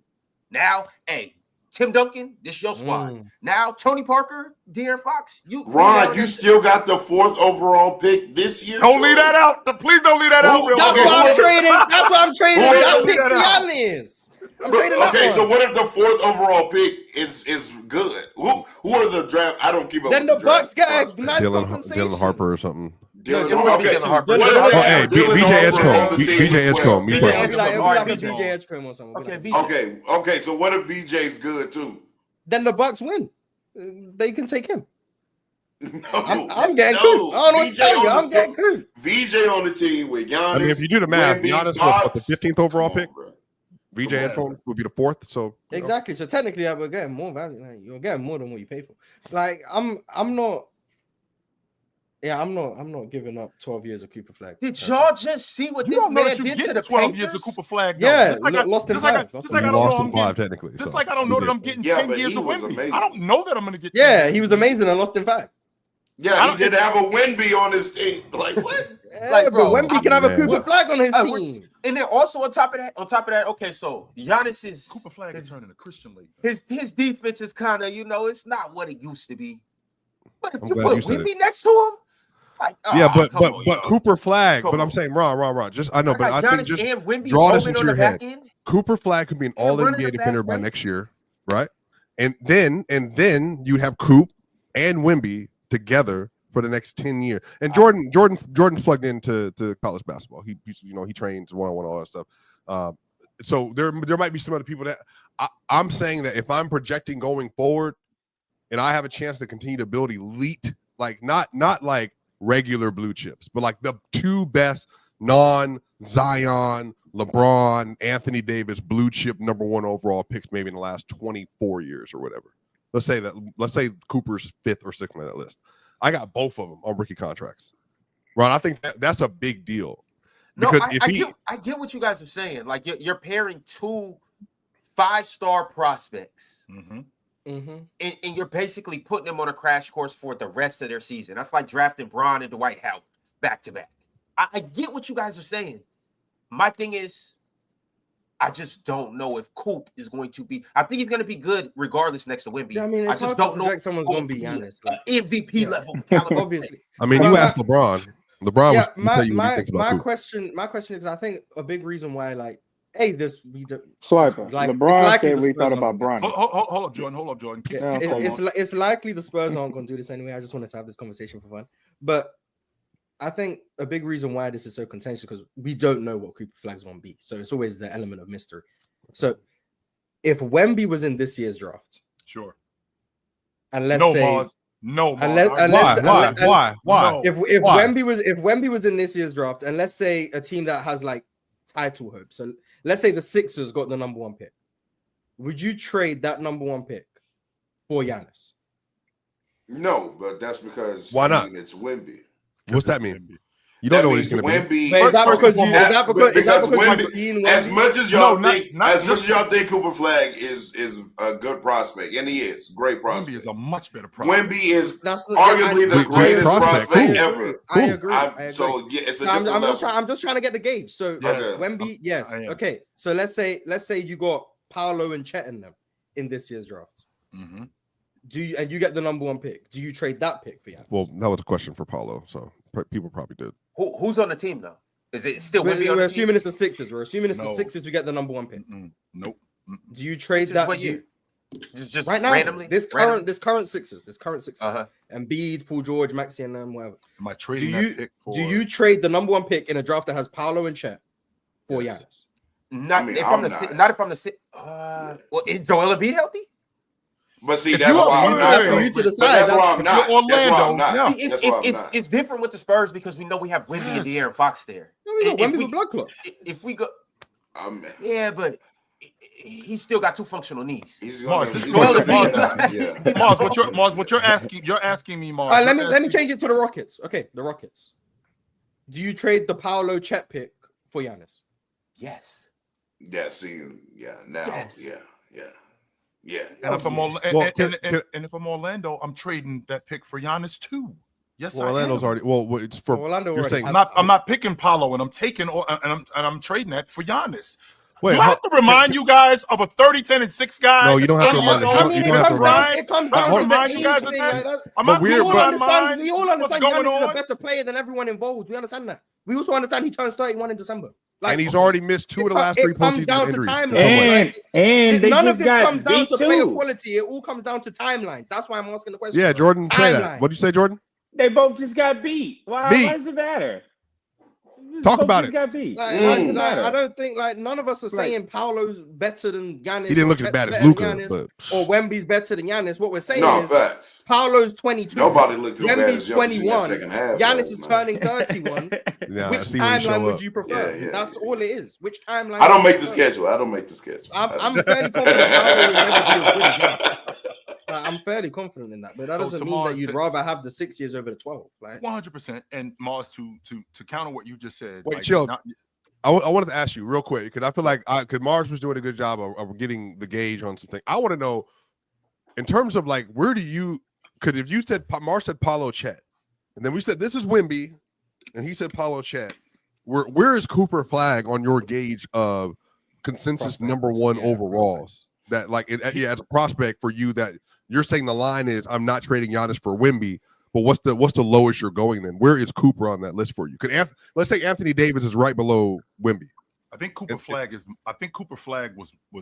a better prospect, and I don't think it's a wide margin, but I do think that he's a better prospect than Paolo, younger, better on What? younger, better on the defensive end. In terms of a prospect, and I don't think it's that far off. He much But- worse on the offensive end Right. Cooper Flag is much worse on the offensive end coming into the league than Paolo. than Paolo. I'm not gonna say Yeah. much worse. No, I'm not gonna do that. No, absolutely not. I'm not gonna do that. Paolo's not Paolo. I'm Well, sorry. but to be Flag's fair, got a- Jordan, Anthony Davis was not an offensive player at all, but he was considered a generational defensive player, which is why he went number 1. He was the like better version of what people thought Nerlens Noel was going to be, but like much better. I'm saying, Yeah, I'm he saying could also Jordan, dribble. He could shoot. He could do a but whole where bunch of things that they saw where is translate. Cooper? I guess consensus wise, because I think based on how he's measured and graded, is there's Wemby, here's Anthony Davis, to answer your here's question, Dwight. right? Where is Cooper right below that? So to answer your Well question, below Swiper, so to answer your question, Swiper, this is Wemby, right? Yep. And I feel like with both Paolo and Cooper Flag, they're here, and I got Paolo I got Cooper Flag a little bit higher than Paolo. Not like this, but like this. What? Over So Paolo. you think Cooper Flag can take a team to the playoffs? like how Paulo can do with the Magic. You think Cooper Flag can do that? Wait, within when? his- Year within 3 or his- year 2? Year 3? Year two. Year three When and Paulo two. made Two three and and year two. 2. Well, year 2. Well, this, Okay, well, so- this year so- he barely played in that record. Well, not only that. Let's be clear. If Cooper Flag in year 2 has a Franz Wagner running with him and has Jalen Suggs running with him, Wendell Carter yes, I think he can Jr., do that. yeah. Yes, I think he. Yo, I think he's that good that he can do that. I don't think so. I don't think Cooper long term might end up being better than Paulo. I don't think his first 3 years are as impressive as I Paulo. don't even think long term. And, I think Cooper Flag's gonna be a really good piece to a championship. Don't think he'll be a star on the championship team though. He does you have think he a role defensive player? value that You think he a can't really be rotation guy? calculated. A really good role player though. I think he'll be a really good role player. I don't think he's a franchise player or a superstar player. I think he's just gonna be really solid. Like he might turn into Lauri Markkanen. Like you know what I'm saying? Like Lauri Markkanen is really damn good. Is he a franchise player? Probably not. Well, I think he's better than Lauri Markkanen. I do too. Maybe. Yes, I do. Maybe I Lauri do. Markkanen's pretty damn Are good. your concerns like, because I know most of the critique is what is his ceiling as an offensive player? Like everybody's assuming like he's going to be at least an all defensive level defender, but Yeah, I think people that's do I have think that might be a concerns about crazy, and I think that might be a crazy assumption too, though. Like oh, so he's gonna be you don't know if he'll get there defensively either. Like Yeah, Why is that a craziest? What did Paulo show you coming out of high school and coming out that 1 year at Duke? That chill, you are out of your mind. If you No, tell me what I'm he showed me not. out of high school, bro. Paulo, Not high school. I'm Paulo talking about the plays 1 year at exact Duke. same. He's doing the exact same thing. Like Okay, you so can, if- you can see him at Duke and say, "Oh, that shit gonna turn into the NBA." okay, so why can't I say the same thing about Yeah, Cooper why Flag? is it not the applied stuff to that- why is it not applied to okay, him? on offensive end, Paulo can't get by nobody one-on-one. He benefits from team. You I mean, Cooper yeah, Flag? Cooper Flag can't get by nobody one-on-one. He benefits from a system. He benefits from somebody plugging and playing him. When it comes down to, hey, bro, they denying over here. You got to go beat your man. He's not that good at it. Like, and you saw it in the tournament.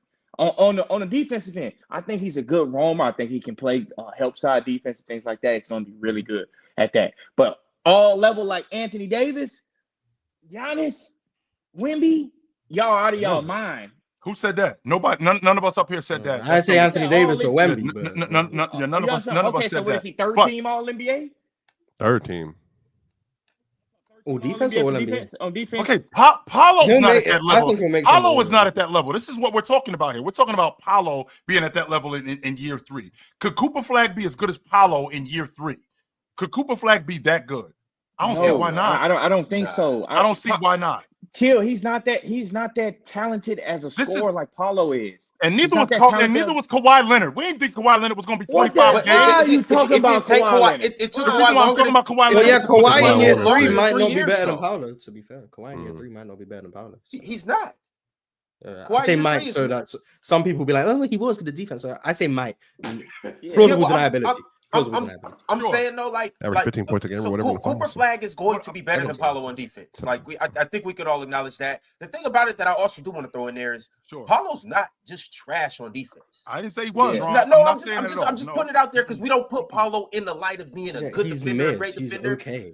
I think Paulo's not damn good defender, but I think Ron, he's- on a scale I from think 1 to he's 10, 10 We need to being make Andre a Kirilenko, PC scale 1 with being- elite one- and one damn being Like, good. he's, Where's where's the Tom? tier? average defender. Mikal Bridges, damn good. I'll give him a 6-7. And the reason why I'm saying this is because like you're not on Maybe a 6. a top 3 defense in the NBA, top 2, top 4, whatever it is, and you're not that good of a defender. And Jalen Green. But we know Paulo's better than Jalen Green. though. I'm But saying, you like, can't Paulo- say you can't. Paulo- You just Paulo- gave me the player who's one of no, the Mars, defense. you, He's a good this is defender. nasty what you're doing. You understand what I'm Nasty, saying? nasty, Paulo, nasty. hey, Paulo is an intricate part of this defense. I'm Yes, he is. guarding Jason Tatum. He's like I'm the 8th taking most matchups. important defender. But Paulo's a positive defender. He He said the eighth helps most in that important scheme. defender. Better than Wendell He Carter He's helps Jr. in that okay. He's okay. I'm saying Okay. Paulo can guard 1 through 4. I'm not saying he's locking up a 1. I'm not saying he's locking up a center. Paulo can guard 1 through 5. Paulo is a positive defender over there. He is a positive defender. I'm He higher on helps their Paulo than I defense. used to be, but I'm, God, I'm man. saying he helps their defense. He He is doesn't a take away positive from their defender. defense. That's a fact. He He's a helps their positive defense. Ron, 1 through 5, Ron. Real So talk. now he brought- When I so say now when he's I Jay. say when I'm saying he can guard 1 through 5, he legitimately can guard 1 through 5. Am I saying he's locking up 1 through 5? Am I saying that that Mosley best said, defender 1 Paulo, through 5 you're now. taking You this said point he guard could stand tonight. in front of all Yeah, 5 except possessions. for your possession. If he gets won't get switched, tore I up. see He won't get Jokic tore up. stands in front of Shea and gets still. if he gets switched Oh my on God, to Morris, that's crazy. It did Derek happen. White for a possession, we're not tripping. If he gets switched on to Marked Jalen that Kawhi Brunson, it's yesterday like, multiple times, by the way. we'll live with it, you know? Mhm. I've seen Look at Jokic Jordan. guard Shea. I've Look at seen him Jordan. guard Kawhi. Look I've at seen Jordan. him guard- Swiper, please don't bring up Don't change the no subject. Don't change the subject. Don't change the conversation about subject. defense from Jokic last night. Because I'm damn near. No, I'm saying we're not even there. We're already changing the subject. We're already changing the subject. Yeah, Hold on. we Hey, got to sneak that shit in, though. We're going to get there in a second and swipe it because you got some explaining to do. I don't have any explaining to do. There's no explaining. I don't have any explaining to do. Go ahead. How many playable players y'all had last night, Swipe? 3? I don't know. We're gonna move the subject again. We'll get there. I want to bring it back to Paulo and Cooper though. I'm just saying, but Paulo gives you, he's a positive on defense. On top of that, he's giving you 26, 8, and 5 a night. I don't know if Cooper will ever do that, let alone in year 3. So I'm just saying. Hey, I'm just saying. I think he's a good player. I think Cooper Flag is a really good player, bro. Like, I'm not taking nothing away from him. I'm just saying what I think his ceiling is. I think, he has some glaring things on offense that he's going to have to get better at. And taking his man and beating his man one-on-one, being a good one-on-one scorer is going to have to be in the NBA. But he fits well in the system. If he does get to Lauri Markkanen, that's a compliment. Lauri Markkanen is a damn good player. Like, I don't know why people are like, Lauri Markkanen. Like, that's a compliment. Damn good player. Jordan, to your point, Jordan, I mean, if you could get 22 and 7 at a Cooper Flag, that's not bad. Like, That's what the pretty damn hell? good. Yeah. But Especially as an all-league defender and an all-league defender. Yeah, I'll take that. Yes, But like, Lauri Markkanen is not a franchise player. He's a 22 very and 8. good player, but he's not a Why are we franchise player. comparing him to Lauri Markkanen just because that's like That's his skin color. That's why. I don't know. That's the I feel like they play nothing alike. Yeah, I don't think he's comparing their game. They play nothing alike. That's his skin color. I don't know why we trying to skip over the elephant in the room. I just wanted to confirm what was going on. That's confirmation. But I'm just saying, like, that's the bottom line of, like, y'all talking about Anthony Davis. Somebody said Kevin Garnett. It's like, pump your brakes, slow down a little bit. Slow down a little bit. Real talk. All I know is if I'm San Antonio and if Milwaukee calls and they asking for that number 1 pick in exchange for Giannis, I ain't saying no. I'm not. Me either. Well, you got the salary as well. It's not like just. We got to make the money work. 100%. Yes, we definitely got to make the money work. You're kind of losing all of your young guys for Giannis. We definitely got to make the money work. I'm not going to argue that. Yeah. Giannis, Wemby, and De'Aaron, and then a bunch of vibes, champagne in them. Right. My thing about it though is champagne is more than a vibe, You just don't take the guaranteed win. Like guaranteed from Giannis next to Wemby. His numbers might go down a little bit, but you didn't have the guarantee with Wemby. What do you mean? When Wemby was a prospect, there was no guarantee he was going to turn into. Yeah, but we know what Wemby is right now, though. Yeah, but I'm saying, but none of you guys would have traded the Wemby pick for Giannis, but you didn't have a guarantee. But this is also looking hindsight too. Okay, as well. So everybody, when you ask them that question, would you trade Wemby's pick? They blaming me for the Cooper Flag KG comparison. That don't think. Who the hell compare KD and that's what I'm saying. I didn't even make a draft comparison for him. He did it. The British one. This is what I'm saying right here. This is what I mean. Like these people who be trying to hold me accountable, all they do is just blame me for shit I ain't do. No, you did that. Listen, Ron, listen. When we making comparisons, it was episode 513. I remember. Ron, when we making comparisons, we need three criteria. Number 1, skill set. Number 2, height, width, and weight. Number 3, this is the most important one, skin color. Like, we can't keep making these criteria based on some, like, there's no way y'all finna just skip over the elephant in the room. I know y'all want to so bad. It's not realistic. Like, it's no way you finna compare Cooper Flag and Kevin Durant. Why are we doing that? Why is the skin color the difference there? But you know why. That's why. You know why. All I'm saying, I seen Chet Holmgren and Gonzaga. That's all I'm saying. I think Coop might be the exception. Okay, is Chet Holmgren Kevin Garnett? I mean, no, he is not. I mean, is he Shaq? Well, who's he? Sean Bradley? Yeah. Hell, me. Yep. My man Okur. Mhm. That's what he is. Mhm. I was What? saying use job comparison. That's crazy. Yep. What's crazy about it? I don't know why y'all want to act You like said that's Mehmet crazy. and Shingun? At least I said Mehmet had a Mehmet jumper. Okur. I said Mehmet They both Okur and Turkish. Now they Chet. both Roosters. I said Mehmet Okur Chet. I said him and Chet. What- That's what How they are are. they similar? They tall. They can shoot the ball. They got the same color. Like, what are we talking? They're very similar. Spiker. This is like when they describe wide receivers in the NFL as like good hands, good route runner, Yep. hard Yep. worker. Yep. So he's gonna be where he needs to be. I got you. Mhm. I got you. Yeah. Well, I don't know why people Oh, want to oh, act no, like no, that's Jordan- not real. That's real. Jordan, I think Coop just breaks that mold a little bit. Coop a little Right. different. Coop a What little is he? different. Andre Karolinko different. Sneaky athletic. Oh no, he just a little different. Yeah, Cooper is a sneaky athlete. He is. I didn't say they couldn't be athletic. I'm There's just saying- nothing sneaky about Nice, Cooper's thank you. athleticism. No, Zero he real athletic. talk. No, he's Zero. not He athletic. will It's punch it very, on you. it's very loud. He will It's run very right down the sneaky. gut and It's punch not- it on you in transition or in the half He'll court. He will sneak punch and it No, on he's you. definitely He no, rebounds he's not on the sneaking. box. He's He not rebounds sneaking. He's over the super box. athletic. He's super athletic. Wait, So when y'all is start talking Christian about Brown? Dwight Howard, Is he white? Is he athletic for a white boy? he's athletic. I don't I know. can't I hear see you want to switch the conversation. He's athletic. I mean, Christian Brown is just Grayson Allen. I don't know. No. Bad roll. Like, Bad roll. Like we don't. That's like, his do- comparison. well, Luke Kennard, Grayson Allen. That's what I was about to say. Do we compare Christian Brown to Derek White? Do we compare him to those two guys? No, we can't. No. And not just because he's a player, because he's white too. They ain't got that also has something Grayson to do with Allen. it. So we're not going to act like that's not a part of it. To Jordan's point, Exactly. we're not going to act like that's Exactly. not a part When of it. have we That's ever compared a 100% white guy to Michael Jordan? I'm Have you ever not. done that? I don't know. There hasn't been Hey, one as good. Hey, Yeah. Jordan. Have you I been will a white say, guy as good as Shaq? Cooper DeJean remind me of Delta O'Neal. So Cooper DeJean's cold, bro. Like, period. Shout out I'm Coop. just saying, man. You go. Hey, that's segregation. I'm saying. Yeah, I mean, ain't no Caitlin Clark's segregation. Damian Lillard, James Steph Curry. So. Oh my God. And Cameron Brink's Anthony Davis. If we're having a real conversation, We in another world. Chet now. Holmgren. That's what she is. She Chet Holmgren. Yeah. Yeah, see? That's all I'm There's saying. always- Ain't no there's white always guy an gonna be upward compared to comparison. Shaq. What's the white guy we compare to Shaq? what's the white? We haven't seen a built white guy like That's that. what I'm in the saying. post. Who's been in We- the league? we Oh haven't wait, seen it. Arvidas We don't was compare- bigger than Shaq. We To be don't fair, compare he was nobody bigger to than Shaq. though. Exactly. No, And we we don't don't- compare and we nobody to don't- Shaq. Eddie And Curry. we don't, and to their credit, we don't compare white guys to, black dudes to Larry Bird. We don't do that. Yeah, we either. do. Yeah, we do. Yeah, we do. Luka is the one compared to Larry. No. Rookie year, Tyreek Evans at Luka 25 cold and like 5 that. seasons. bro. Man, you out your damn mind. You out your damn Don't mind. go. All right, You y'all. fucking But lying.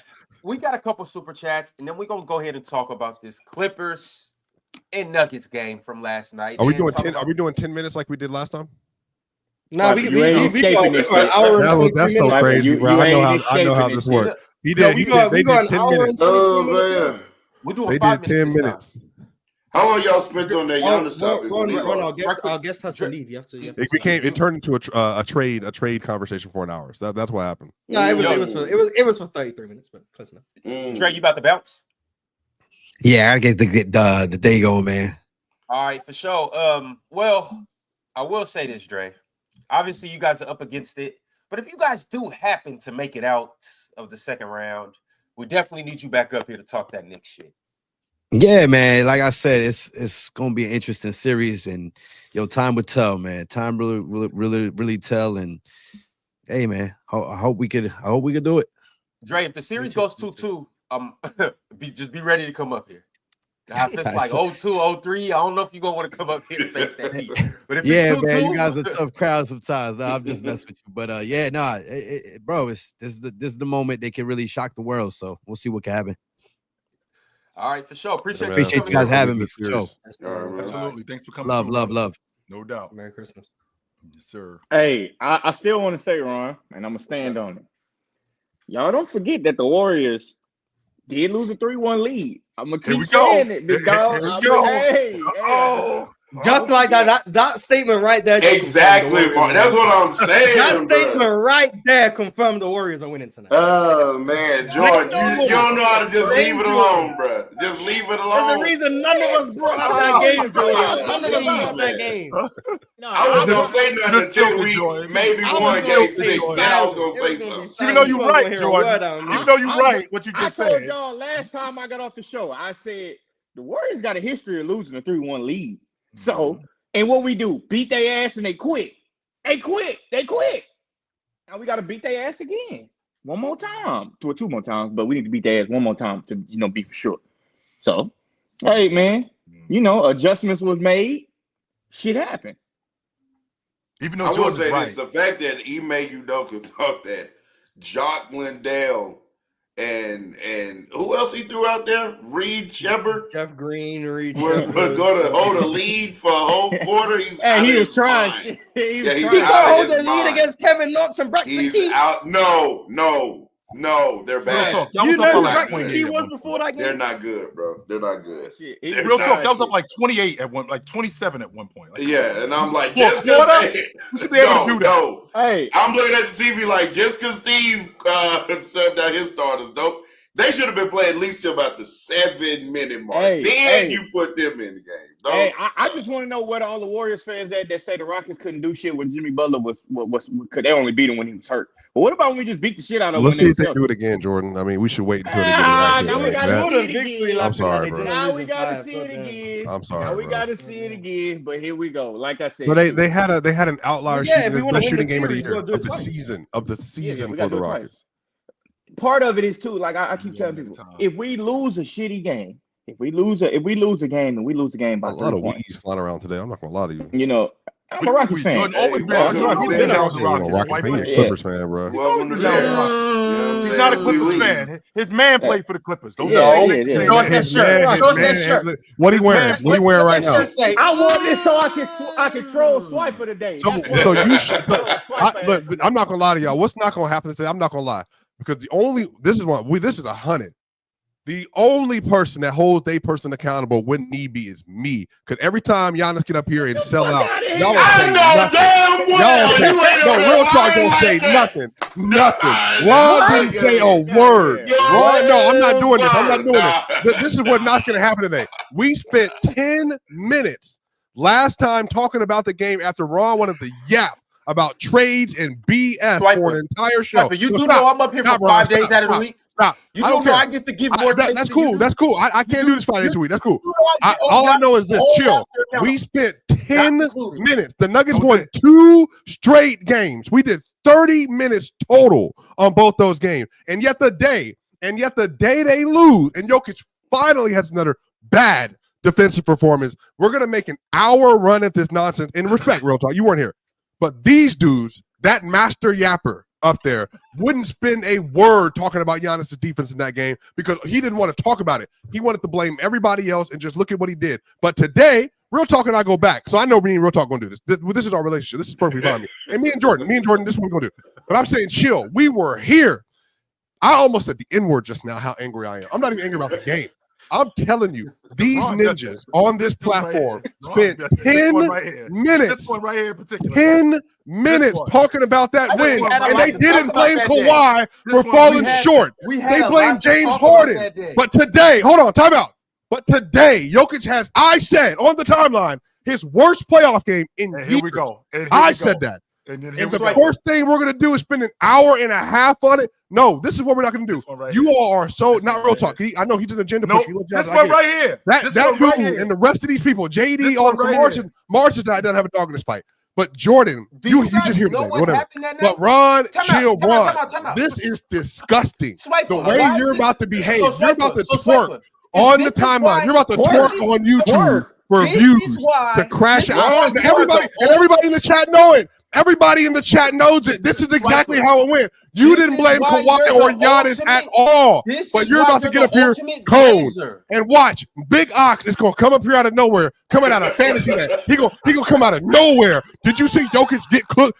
Not talking at all about Kawhi being garbage for the last 3 games. But today, y'all finna spend this time. I was already ready for this. I already held them accountable. You ninjas don't hold none of your favorites accountable. That's the problem. I'm not talking about real talk. Because real talk, he has an agenda to push. I'm talking about you. You're the host. Agendas, I push facts. If I wanted to come in here and kick the door down on Jokic, that's what we would have started with. I push agendas. I don't know what the fuck y'all talking about. I push straight agendas. We could have been flaming Jokic for a whole hour and 45 minutes. No, we came in here No, we talking wouldn't. about You didn't Jalen Brunson. You didn't start it up We with that. came in here exactly because that was more important than the game last night.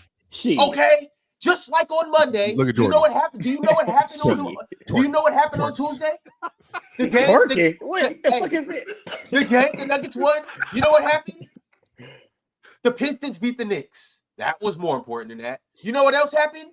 The Celtics advanced to round 2. Do you know what else happened? Why was that more important to that, Ron? The best player in the league, the reigning league MVP. Why was that? Why was the Detroit Pistons, who haven't been in the playoffs or won a playoff series, or won a playoff game for however long, been more important than talking about the league MVP and a team that won the NBA and him going up 3-2? And why was that not more important, Ron? No, Ron, you should have did a flashback to when they was down and Swiper came up here sad as shit and lying to everybody and deceiving everybody. And then all of a sudden they go up 3-2. He got some juice in him. I didn't even talk about the game. We were talking about topic had nothing to do with the game. Nothing to do with it. So this is what I'm saying. I literally the way I know this work, and this is how I know this work. I think what happened is, this is not Mars. Mars is not included, and Chill's not included in this. And really, you, Jordan, aren't included in this. But hold on. I know in fact that the 3 days that I come up here faithfully to work when I'm not working another job, when I come up here to work and talk about basketball, I have by far, not including Mars and them, the most motion up here for y'all to be making this about a Jokic defensive glaze. For no reason, when the reason they lost yesterday had everything to do with him being bad decision-making on the offensive end in the fourth quarter. And on top of that, Porter wasn't good yesterday. Russ made 2 wide-open layups. I blame Jokic gets the brunt of the burden. He gets the brunt. But what I'm telling you is we just watch Giannis suck down the stretch of a fourth quarter, and he didn't say a word. What does that have He to do didn't with say a Jokic? word. What does that have to do with Nothing. Jokic? Ron, are you sitting here telling me what does that have to do with Jokic? Jokic? If Giannis ain't arguably the best player on the planet, Hey, I bet you're going to get the It ain't no argument. No. That's the problem, Chill. It ain't no argument when it comes to some people. It's hands down, door shut Jokic. So no, Giannis doesn't get Jokic conversations because to most, he's not even in that conversation. Even though he is. No. So stop. Hey, we're going to hold the best player in the league accountable. That's what we're going to do. We're going to hold the best player in the league accountable. I bet you so why couldn't Jokic score in the second half of last game? We're going to have to talk about that. We're going to have to talk about why he can't protect the paint again. We're going to have to talk about that. Who cares about the quote-unquote two-way player? See, this is the thing. This is what started. Chill. Y'all got to stop letting this nigga Swiper be this nasty. Swiper sees a game where Giannis has a bad time switching and staying in front of an elite point guard in isolation, in space, to then go on Twitter and put in quotation marks that Giannis is a two-way player, insinuating he's not, of course, because he can't guard Halliburton. Right. Meanwhile, we got Jokic doing the fake. We got Jokic doing the fake gather like he gonna jump and block a shot. Y'all see Jokic on game, Jordan? Yeah, you know what I'm my God. You see Jokic be like, there it is. You know what I'm saying? He gonna act like he finna jump, don't jump, let the nigga lay the ball up. It is what it is. And then Swiper got a glazed bowl, which is very ironic. Very ironic. But it's cool though. Come back, Swiper, come back. And let's talk about real talk. Let's talk about your guy Swiper. I mean your guy Jokic. It is what it is. Hey, real talk. Giannis couldn't guard Halliburton on the perimeter. But Jokic can't stop any fucking body from coming in the paint. Goddamn, Norman Powell coming in the paint doing layups. I'm like, damn, anybody in the paint just doing what? And Jokic exactly. No rim deterrence. I don't know where the fuck that shit came from. The only deterrence Jokic was doing, and I said it last night, was he deterred motherfuckers from shooting jump shots. So They again, just went in the when they shot. So again, when I brought this up, you even get a bottle of glaze from? It's literally a sauce, by the way. When I brought this up, when I brought this up that they shot 71% versus Giannis at the primary rim protector, what did you say, Real Talk? So that makes him a bad rim protector? Okay, there we go. So, no, I'm asking you, what does that mean? There's no conversation to be had. What does that mean? They did. There was a layup line versus Giannis in the Pacers. Okay, so that's what happened. Do you want to say that he's a? Do you want to say that he's a? No, it's for you. It's for you. That's worse than what they're shooting with Jokic in this series. So answer the question. It is. So be equal. I'm going to answer the question. Go ahead. He did not have a good rim protecting series. If that is the case, there you go. That's cool. That's great. I love that. Now I am going. Finally, some accountability. Oh my God! So what happened on the perimeter? What happened on the perimeter at the end of the series? I'm going to ask at the end of game 1 and the end of game 5. What happened? What happened? Just so you know. You're not going to filibuster me, sir. No, answer the question. Answer the question. Your question. Answer mine. Answer mine. So now we know that he gave up 71% at the rim. Now I'm going to flip and ask you a question. Does that mean that you think Giannis is not a good rim protector? No, he has not been a good rim protector this season. No, that's not what he asked. That's not what he asked. Swipe he hasn't. No. You don't do that. No, is Giannis a good rim protector? His job. He has not done well at his job relative to what we expect from him in these playoffs. So he is. It didn't happen. It didn't happen in the playoffs. He was not.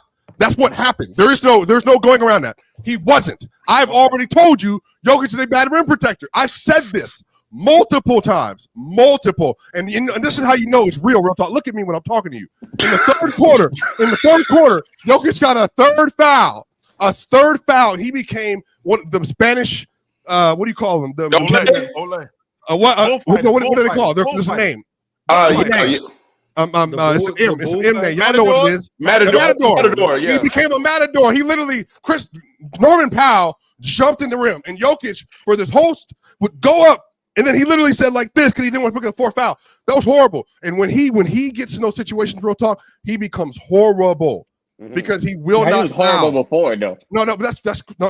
I'm saying Jokic up to that point had a very good defensive series in this series, which is why they won those back-to-back games. Which is what part of why James Harden was struggling because they're playing so hard at the level. I'm telling you, I think he played his worst game, period. Because when the moment got brightest in the second half, for whatever reason. That man, I don't want to say it's not. I think when he gets in these situations, Real Talk, in Jordan, I think he just overthinks everything instead of just pulling the trigger, instead of just playing, just doing it. Like I couldn't believe my eyes. I'm literally sitting here like at my computer watching this game on my flat screen, and I'm just like, I don't understand what he's thinking. It doesn't make sense to me, and especially I don't trust him going into Game 7 either. To be honest with you, like I mean, maybe. I'm saying maybe he's gonna do some bullshit in Game 7. Hopefully, the Nuggets win because I picked the Nuggets to win. But when I'm like, bro, he do some bullshit in Game 7. I could just see this shit coming. Like, well, but the thing is, Jokic is not the one that. But then James Harden can do some bullshit too, though. So well, this is what I'm saying. What's more likely, Jordan? Jokic last year in Game 7 had 34, 19, and 7. Like he showed up, but this is why I hate. This is why I hate Game 7s. It's because what happens is it becomes about shot variance. The Nuggets outside of Jokic and Murray, they had one player score more than 7 points. That is the danger of Game 7, which is why I did not want him to go this direction. Well, tell Jokic to make them play better. No, he has. Yes, they were up 3-2. Real talk. No. They just won 3 games in the series. I understand that. In an even series. Get what I'm saying. If the other teammates play bad, tell your nigga Jokic to make them play better, like you gave him the credit for all throughout the season. For the coaching. And see, this is where you're glowing on. But they lost. They lost for a reason. They won 50 games this year. Wait. You just spoke for 5 minutes uninterrupted. Now I was talking to Jordan. Actually, we're having a conversation. I mean, you said real talk. Look me in the eye. I mean, that's how you started that. But I look. As you were saying real talk, you're making a point. So look, here's the point, Joe. Here's the point. Because here's what Swiper does. Swiper does this thing to where, the other teammates are playing bad. I'm going to critique them. Which is not yesterday. I didn't even say that. Wait, sir. I said it was fair because they do play bad. Absolutely. And the games that they play bad, they deserve critique. But see, here's the problem. You want to put the blame on them when they play bad. But I remember, I be listening to the show, Ron. You know what I'm saying? I listen to the Dub hosts on a daily basis. And I remember there was some months ago. There was some months ago when Russ was playing good. And Ron, what did they turn the segment into? Oh my God, Jokic is making Russ so much better. Oh my goodness. Look how much better. Look how much better Russ is without LeBron. He's my goodness. He's way better this is about LeBron with Jokic, right? But he has been better this year. If you're going to give Jokic, and see, to me, you should have just been up here talking about how good Russell Westbrook was playing. That was it. You should have accredited the credit to Russ being a good player and playing well. Instead, you wanted to make that about Jokic. No, I've given him credit all year. I that remember doesn't the make any segment. sense. I remember his numbers. Hold on, real talk. I remember his numbers across the board are significantly better. So real talk. Hold on, I'm gonna correct you. His numbers are significantly better with Jokic than not with Jokic. Jokic numbers are better with Russell Westbrook than without Westbrook. They're better, but you need those players. But I'm saying the reason why people said Russ wasn't going to work in Denver is that he would be the same damn player he was prior to. I said it would work and he would have more effective numbers because of the system he would be a part of. And I was right about that. And he's also playing well. Yesterday, Russ played good enough. I don't even blame him for missed layups. They were bad. Don't get me wrong. They were bad. But if Jokic played better yesterday, they win. Always happen to him like that. Real talk. It sounds to me like It sounds to me like your logic is whenever we do well, it's because of Jokic. It's a direct whether it's Russell Westbrook, whether it's Aaron Gordon, it's a direct result of what Joker did. That's why they get busy. But if we suck, all of them dudes are the problem. What are you?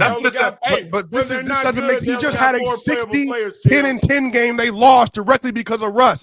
Yes, that did happen. That did happen. Multiple times this year, Jokic had 56, 18 and 8, and they lost. They lost with 60, 10 and 10. I don't understand that. That's what happened this year. But to Swiper's point, they do run the offense through Joker, and a lot of the stuff Aaron Gordon gets. To Swiper's point, a lot of the stuff that Aaron Gordon gets, a lot of the stuff that Christian Brown gets, a lot of the stuff that Jamal Murray gets is the result of Joker and playing through Joker. All their numbers are better with him. Every single one of them for a reason. It doesn't take away from how good they're good players. But we saw yesterday when he went out the game and they put DJ in.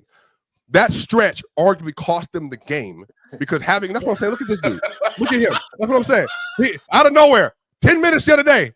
10 minutes, but here come Ox. Did you drop? You probably have to drop children off at daycare or something like that, and you in the parking lot right now, taking time out of your day, knowing you got to pick milk up. You got to pick milk up and bring it back to the house, and you over here. What are you at the store? Yeah, Kroger. Golly, bro, you at a gas station, bro. Get off the show. Go pump your gas. He said, I'm living. I can't believe this is my life. This is your man, Ox. This is your man, Ron. This is your man right here. We can't hear him, by the way. We can't hear nothing that he's saying. Proceed, though, Swiper or Real Talk. Real Talk, I don't know if you finished making your points. Swiper, I don't know if you finished making your points. Look, all I'm saying is that, Jokic fans, they try to find a way to make it all about Jokic. Everything positive that goes on. You did the same thing with Giannis. Everything that's positive. You do the same damn thing. So why do you do that? Ron, if minimum wage goes up in Denver, it was Jokic. But if your light bill goes down in Denver, to be clear, but when you literally just said Giannis played great in the Pacers series. Why did they lose them? He did play great. He did play great. You hear that AOL? You hear the AOL? Look. I'm not saying that you can't say that other people didn't play well. I'm not saying that other people can't say you didn't play well. What are you saying? What are you saying, Jordan? I did not say that. Everything positive. And I can say comfortably. That Giannis was bad in those isolation spots down the stretch of the game. You know what I'm saying? I can say that comfortably. You didn't say that, but I don't say. You know what I didn't do? He's not a get away defender. What do you expect from him? You know what I didn't do, Jill? I didn't say, "Oh my goodness, you see Gary Trent out there hit all them shots." Giannis. You did not do that. Hey, whenever Dame is doing something good, do I say it's because of Giannis? No. Dame's numbers were better without Giannis this year. You said what? Dame's numbers were better without Giannis this year.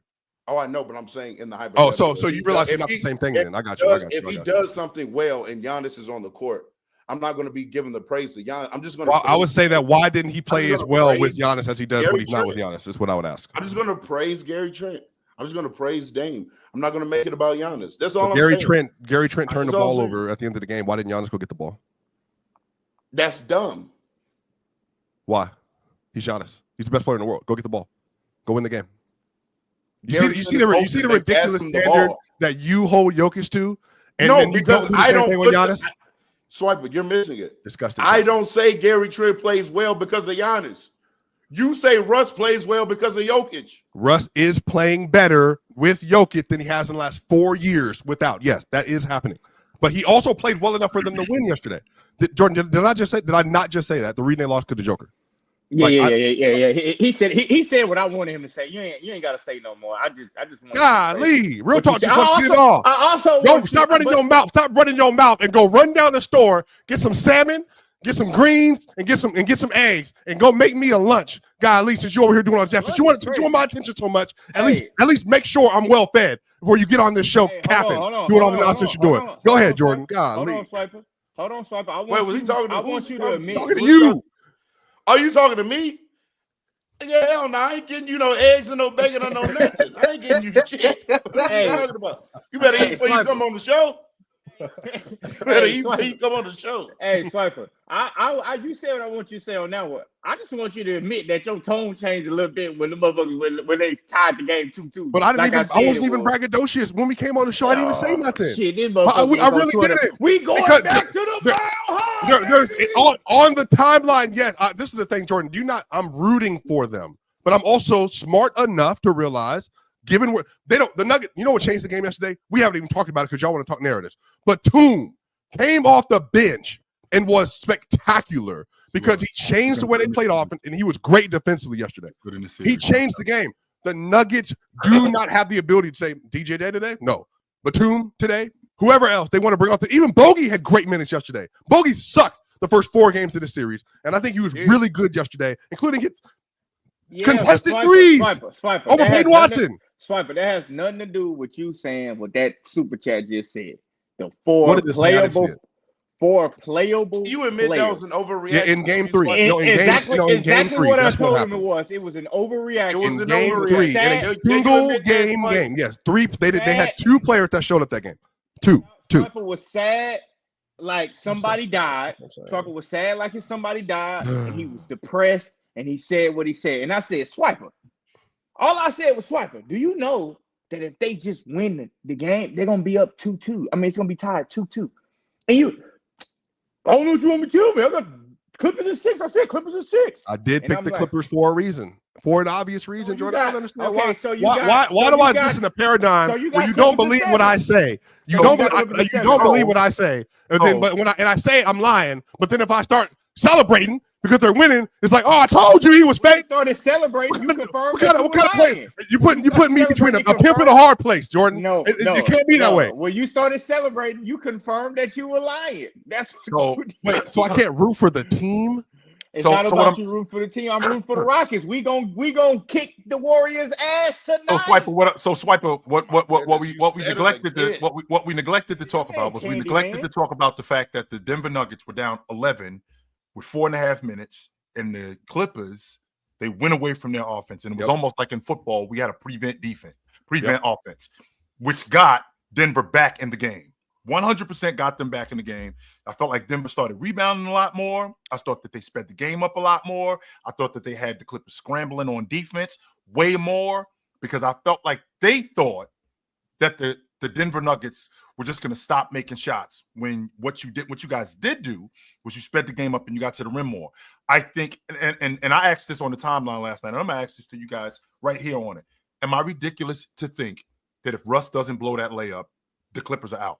Two layups. They would have been down one with 50 seconds left, and they missed a shot. I'm not talking about the dunk that he blew. I'm not talking about that one. I feel like the layup that he blew.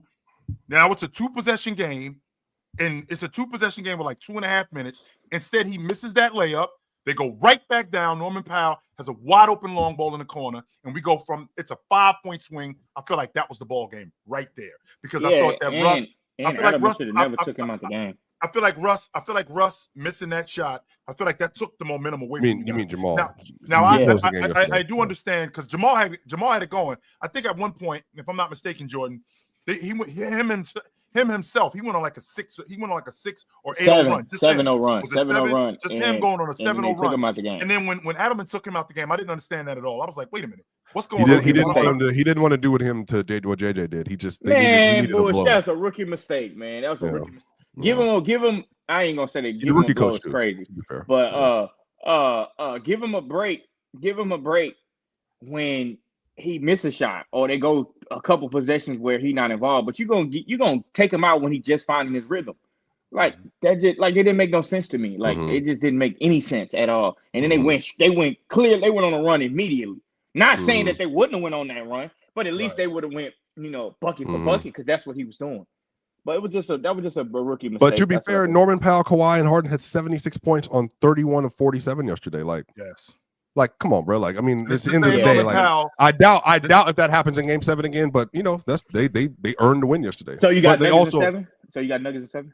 I really don't know. I don't feel good about the series, Jordan. I don't feel good about the series. But I don't know why that's crazy to say. I don't. They lost Game 7 last year. Like, it's an uneasy feeling. It's okay look, Swiper. You don't have to protect yourself. I make all kind of predictions. It's not protected. And sometimes they go wrong. A lot of times they're right though, but sometimes they go wrong.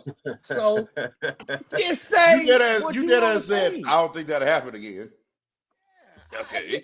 So just say what you want to say. Clippers they probably won't win. Nuggets is Swiper. Stand on you, Swiper. You a Denver kid. You are a Denver Born and raised. Okay. Let your Denver pride 30-30 Holly. Real talk, don't know let your that. Denver pride show. 303-720 all day. 970 as well. Denver pride show. That sounds like a suburban. Holly Grove. You know what? I'm getting on playback tonight. And I'm gonna let my nuts hang for the Rockets tonight. Rockets gonna kick the Warriors' ass. That's all I'm saying. Call me what you want. I said what I said about last game. We come back. Yeah. We come back. We here. Yeah, we come back. Look, y'all gonna be mad at me tonight. Cause boy, I don't give a damn. Listen, I said what I said. I said what I said about the Rockets missing free throws. They come back and shoot 32 for 38. Hey, we beat the hell out the Warriors. Somebody gonna tell me in the comments, oh, you think the free throws the reason why they won? 32 for 38 is incredible. That's all I'm saying. Coming from where we come from. So and all I know is this: just we gonna beat their ass. So I want you to say we talk more about me today than we had the Nuggets Clippers game yesterday. Just the way the host wanted it. Which I would like the way the host wanted it to do. I'm glad we did that. Shout out. Just say Denver and 7, Swiper. Can you say that, please? Shout out. Look at that. That's how much power I got. Locked on Nuggets. Say Denver. Real talk be on his playback screaming about me, bro. Screaming. That's why Swiper. Be 1,000 people in that real talk. Talk about me. That is not true at all. 1,000 people. That's not true at all. Matter of fact, what I tell people is, hey, stop putting them dumbass Swiper tweets in my chat. Hey, stop putting them Swiper tweets in my chat. I ain't trying to see Swiper glazing Jokic yet again. I don't want to see it. It's okay. Hey, Swiper. Denver and 7, bro. I'm gonna say it for you. Denver and 7, bro. Yes, I hope they win. I do hope they win. The Clippers not really good. Clippers not really good in game Even 7. Series. So hey, man, Denver and 7. You don't have to say what you're gonna say, bro. Even series.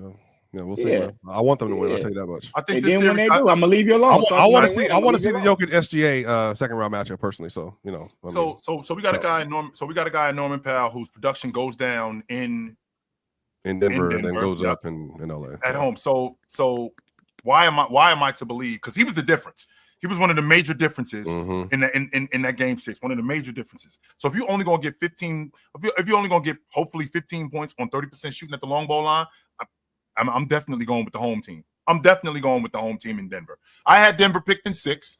I thought that they were going to win yesterday, especially considering how they came back and the Clippers had him in the chokehold. They got out of the chokehold, and they fought themselves back. They went on that 11-0 run. And when Russ blew that layup, I was like, that's the ball game right there. Bro, because I knew that's where the momentum swing was. And chill, the Intuit Dome was rocking last It night, was. big dog. Yes, it was. I got went to a lot of Clippers. I went to a lot of Clippers games. I didn't been to the Warriors Clippers playoff game. I ain't never heard it rocking like how it was rocking last night, boy. I'm like, damn. Like every shot was taken. I mean, it was like, so Denver, y'all gotta compete with that. Hey man. Nah, Denver gonna be right. They have one of the best home crowds in the league. But chill. You know what's funny is it's gonna come down to your favorite player. That's Jamal what the Murray? series really has come down to. If James Harden plays well, the Clippers have a good chance of winning. Well, I know that Kawhi Leonard. I know that Kawhi Leonard is. I know Kawhi Leonard is undefeated in Game 7. I think he's 3-0 in Game 7. If I'm not mistaken, he lost to Denver in Game. He lost to the Clippers in 2020. You mean So the Nuggets in 2020? Right, definitely not undefeated. Right. So 3-1. He had 2 points. Yeah, did he lose to the Nuggets? Did he lose to the Mavericks in Game 7? No, they won. No, they beat them. No, they beat them. Right? Twice. Yeah, they beat them. He has the 2 versus the Mavericks, and then the 1. When did Luka knock him? 2 versus the Mavericks. He only went to Game 7. Luka's never last year in Game 6. I Luka's never beat him in I Game thought 7. Luka walked him off. I thought Luka walked him off in like 20. I'm remembering the game. He made that game winner in Game 4. He made that game winner in Game 4. It hasn't had one since in the playoffs, so everybody remembers that one. But that game winner was crazy, though. It was. So they beat because they when they up 3-1 on Dallas and they beat them. No, Dallas had the lead on Dallas. I thought Dallas beat them though. No, Dallas lost. That was the way Dallas lost both times. But the Luka PR machine is so that's strong. what I'm telling you, Mark. I was just about to say the thing. It is the way people talk about that series. The Clippers won both of them. They lost in 2020. They lost to the Nuggets in the next round. Yeah, and then in 2021 they ended up losing to the Suns. They lost to who? They lost to the Suns. They lost to the Suns in the conference finals after Kawhi went down. Well, shit. I guess that PR is. I thought that Luka PR machine go crazy because those series only get remembered for what Luka was doing. Meanwhile, Kawhi was the best player in the series, by the way. But like, shout to he just didn't talk. And then they shot like 50% from 3 in all the games they won. The Mavericks did. Like it was like unbelievable. So if I go down the line, I can remember exactly the games that Kawhi Leonard has played in Game 7. So they lost. I mean, they lost in Game 7 and 13 in the NBA Finals. They lost in Game 7 against Denver in 21. He won versus the 76ers. Beat the 76ers on that buzzer beater in 19. He beat the Clippers twice. Beat the Mavericks twice in Game 7. No, what? They played 2 Game 7s, right? In LA? It was 6 in 2020. The bubble? It was 6 in 2020 and then 7 in 2020. Oh, that's right. So he beat the Dallas in Game 7. He beat the Mavs in Game 7 in 2014. Yes. So that's the Mavericks Game 7 when he was a role player. So his record in Game 7s is meh. Mars, I got that wrong. My fault. That's not Mars, correct. I want to ask you because I know you Uno FC. Like, do you see Harden showing up in Game 7 and putting on a good performance? Like, what James Harden game do you see happening in Game 7? Now, before you answer that, Mars, allow me to remind you of the previous James Harden Game 7 game. Yeah, that's all I'm going to say. Boston. Yeah, I need that. Oh, was that the one with Embiid? Yes. Oh yeah, that's the 51 Tatum game. Yes, sir. Oh yeah, more. Yeah, I forgot about that Game 7 because Embiid gets. Tobias Harris was the leading scorer for the Sixers that game. Yeah, Embiid gets blamed so much for that Game 7, and James Harden. I mean, Embiid is a more appropriate name, Mars. You said it right. Embiid. My fault. Okay. Cool. Yeah, Embiid. That's a new one. Yeah, I mean, James Harden's a lot better than he was in 2023, but I don't know. I said yesterday before game. What was the last night? Game 6. Nothing James Harden does in the playoffs surprises me at this point. Like, if he has a great game in Game 7. Yeah, makes sense. If he has a terrible game in Game 7, yeah, makes sense. If he has a mid game in Game 7, yeah, makes sense. Like, whatever he gives you, like the Clippers' hopes do kind of pin on him, like whatever he provides them. But I can't tell you what he's going to give you. I can't tell you there's going to be a game where he's getting to the rim, or it's going to be a game where he's making a good Saturday too. I'm going to take the day off, go to dinner. I can't tell you what James Harden's going to do. But what I can tell you is that what James Harden does will probably determine the outcome of the game. Hey, Mars, I'm gonna be real with you. Agree. The last time I remember James Harden having a really good game 7, like I think it was an appropriate game 7, was against the Clippers When they came back from that 3-1 lead when he was in that was Houston. game 6, What, but then that was 2015? game 6, but then game 7, 2015. Game 7, he played spectacular in game 7. And when they, cooked the Clippers finally and said, you know what, we came back, we might as well win. That's the last time I remember him having a I really, remember really that good game. OKC game 7. He was terrible. He didn't really play good that game. But he got that block on Lou Dort at the end. So Yeah. but yeah, he was terrible in that game. That's the I don't only think time he I was bad remember. in the 2018 game 7, but that's neither. Against the Warriors, he wasn't bad, but it I don't wasn't think it was bad. spectacular. But that like, 15 one, yeah, that probably is like, I don't know. so maybe it's a 10-year anniversary. I don't know. I can't remember all of James Harden's game 7s, like off the top of my head. shit, like, I remember. How well he Yeah, I played in all of them. I don't even know how many he's been in. But I know the last one he was in, the Philly Boston one. You get that performance, yeah. Philly Boston one. Nuggets He aside. was in one with the Warriors. Yep, He 2018. was in one in 2015 with the Clippers. Yeah, Oklahoma City won. And then the Oklahoma City in OKC the one bubble. in And Oklahoma City won. In the bubble, yep. He was in one in right there. OKC. He was in one in OKC, but he was off the bench. I don't know if you count that. No, we ain't gonna count that one. So yeah, But that's those are 4 his right there. Yeah, so he's been in 5, I think, because 1 in OKC, but 4 since he's been James Harden. Well, 3 since he's been James Harden. 23, he wasn't James Harden for a bit. So like, yeah. Whatever. Murray, He played Murray, good the first couple of the games though. That's Murray, MPJ, and Jokic are 3 and 2 He in made game those 2 sevens. games. They're 3 and 2. They lost last year. Murray's not been. He's had 2 good game 7s. This is a great opportunity for redemption. Shit, Murray has so many good damn playoff Great games opportunity. though. All his Jokic games on feel like Jokic on game track to have 3 bad games in a row, by the way. This is a great opportunity for redemption. Best player in the world? Denver Nuggets. Yes. Mm-hmm. I feel like people. The best player in the world. Well, I feel like people they were just down on like how good the Clippers defense is personally. But I think that's. But he's the best player in the world. No, he is. I said before the series he's that making. Hold on. I think he's making horrible decisions on his own though. Like he was playing very well up until that point, and I think the problem is that whatever happened like with the zone and like I think he's seeing so many different things. He's overthinking like a bunch of stuff. No, Luke, Jamal has shown up. Jamal also had 14, his first ever. We all remember they would have beat Portland. Jamal was 5 of 18 in his first game 7. Like so, he's had moments where he's not been. Yeah, and then 19. I think he had 14 points versus Utah in game 7. Even after that incredible series that he did have 40 versus the Clippers in 2020. And then the next one he played, game 7, would have been last year. And then he had 35 in that game. So hopefully we get that point. What did he have against the Jazz in 2020 in game 7? Like 14 or 16 points. That was what's it called? That was Donovan. Didn't Donovan Mitchell go for like 50 or something like that? No, he did not. No, not in game 7. No one could score in that game 7. No one. Which game am I thinking about with Donovan Mitchell going for? Oh, no, that was game 1 he had 56. Yeah, he was. Okay. And then he had that 8-second violation. I thought it was later on in the he did have an 8-second violation. You bring up that. I'll never forgive him for that nonsense. Every time you talk about that. Yeah, that game 7, no one could score. I remember. Was it Torrey Craig who missed that wide open layup? Yeah. Yeah, but Jokic had the game-winning floater over Rudy Gobert in that game, but he had 26, I think. Gobert, of course. But so if we got a game, so if we got a game 7, we all know that. I mean, I don't think that there's anything in terms of schemes. I don't think there's anything in terms of game plan. We know what you guys are doing. You guys know what we're doing, right? So it's going to come down to who performs the best when it counts the most, and who am I relying on more? Am I relying on Jamal Murray? Am I relying on Joker? Am I relying on Kawhi Leonard? Am I relying on James Harden?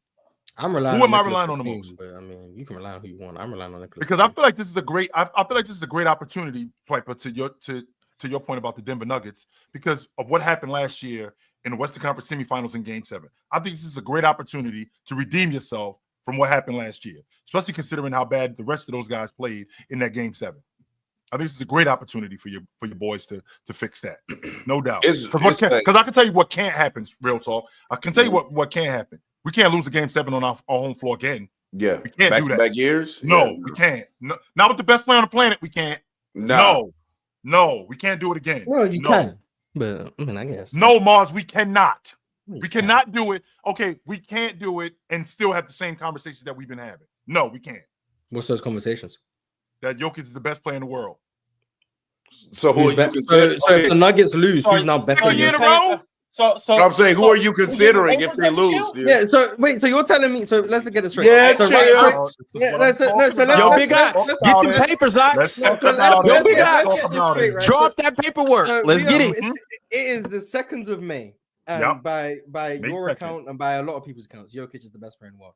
I think he's but now you're telling me if they lose tomorrow, he's no longer the best player. I didn't say he was no longer. I said we're gonna have to start having different conversations about him.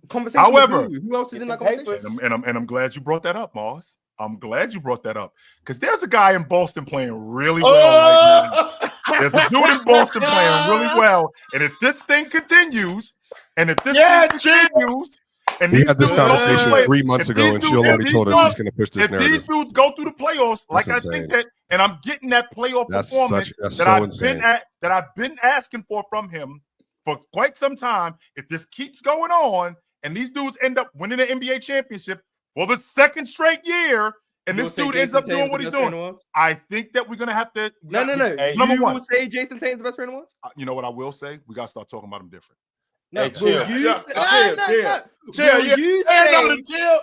say if Jason Tatum is the conference finals MVP, back-to-back champion, will you say Jason Tatum is the best player in the world?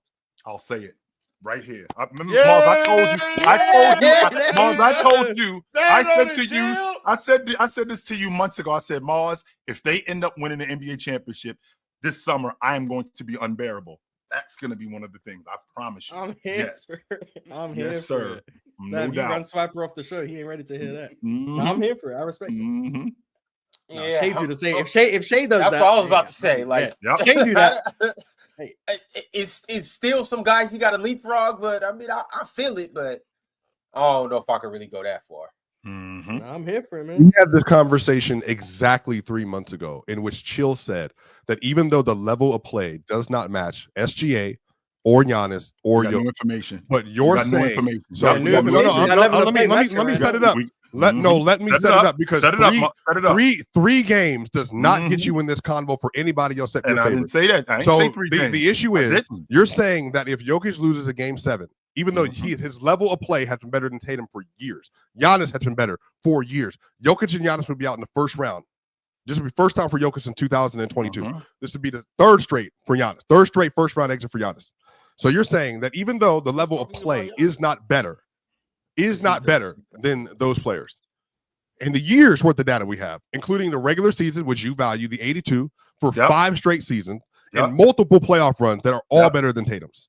You're saying that if he finishes the job with a championship this year on a self-proclaimed better roster than either one of those players had, you said that.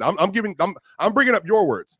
You're saying 3 months later that if he wins another title and he plays well relative to Tatum standards, that run will be enough for you to say, even though the level of play doesn't match, the fact that he won is going to be what puts him as the best player in the world. So the level of play, let's discuss that for a second. If I get Jason Tatum, who as currently right now, when I just said we got new information, if I get Jason Tatum averaging 34, 7, and 7 throughout the course of these playoffs, for the rest of these playoffs, that is not the same level of play that he played with last year. That is not the same level of play that he played with 2 years ago. In fact, that's just as good as anybody that we've seen over the course of the last 5 years. On top of that, he's going to be first team All-NBA. 34, 7, and 7. That would be as good as what we've seen in the last 5 years on playoff runs. That 34, 7, and 7. So Giannis, just for clarity's sake, what real talk? Because you're the Giannis guy, so you should know the top of your head. So that's why I'm coming to you. So be prepared. We're going to use 5 game samples. What did Giannis average over the course of the 21 run? Do you remember? No. Real talk. He's the Giannis fan. I just want to make sure he. First off, I'm not any particular fan. Okay, all right. Well, Mars, you might remember the numbers. Do you remember what it is? I might be wrong. Drink more water will be in the chat. I'll read his chat. I want to say like 30, 12. The finals run. It was 30, 13 and 5. 30, 13 and 5, and an elite defender. 30, 13 and 5. I was close. Okay. Right. So Jokic was 30, 13 and 10. Yeah. On 50, 40, 80 splits. 100%. And they went 16 and 4. And he played all the best defenders in the world at that point. Yes, Giannis smoked down 2-0 to the best defensive team in the Western Conference that year, other than the Clippers or whatever. Yeah. dominated them, including a 50 ball to close out that series. I think he averaged 35, 14 and 6 in that series, whatever else that was. So you're saying that if Tatum averages over the first round 34, 7 and 7, or it's 11 and 7 actually, I think is what you meant. 11 and 7. You're saying if he does that, it's 31 by the way too. Yeah, 30 or 30 or 31. Game 1 wasn't great, but it's 31, 11 and 5. Yeah. So let's lower them again. So 31, 11 and 5. Sure. At that level, that will be the same level of run as Giannis and Jokic have. So are we just measuring box scores right now? That's what he brought up. Box scores. And not. Well, first of all, you brought the numbers up, and number two, why are we talking about Jason Tatum? And why I did bring. I did not. Up, Let him rock, Mars. But why are we only talking about Jason Tatum like he hasn't been in the playoffs the last 5 years, and he hasn't gotten busy in these playoffs the last 5 years? Has he been a better playoff performer in the last 5 years? Who's played more playoff games over the last 5 years than Tatum? Jason Tatum has, in fact, not only has he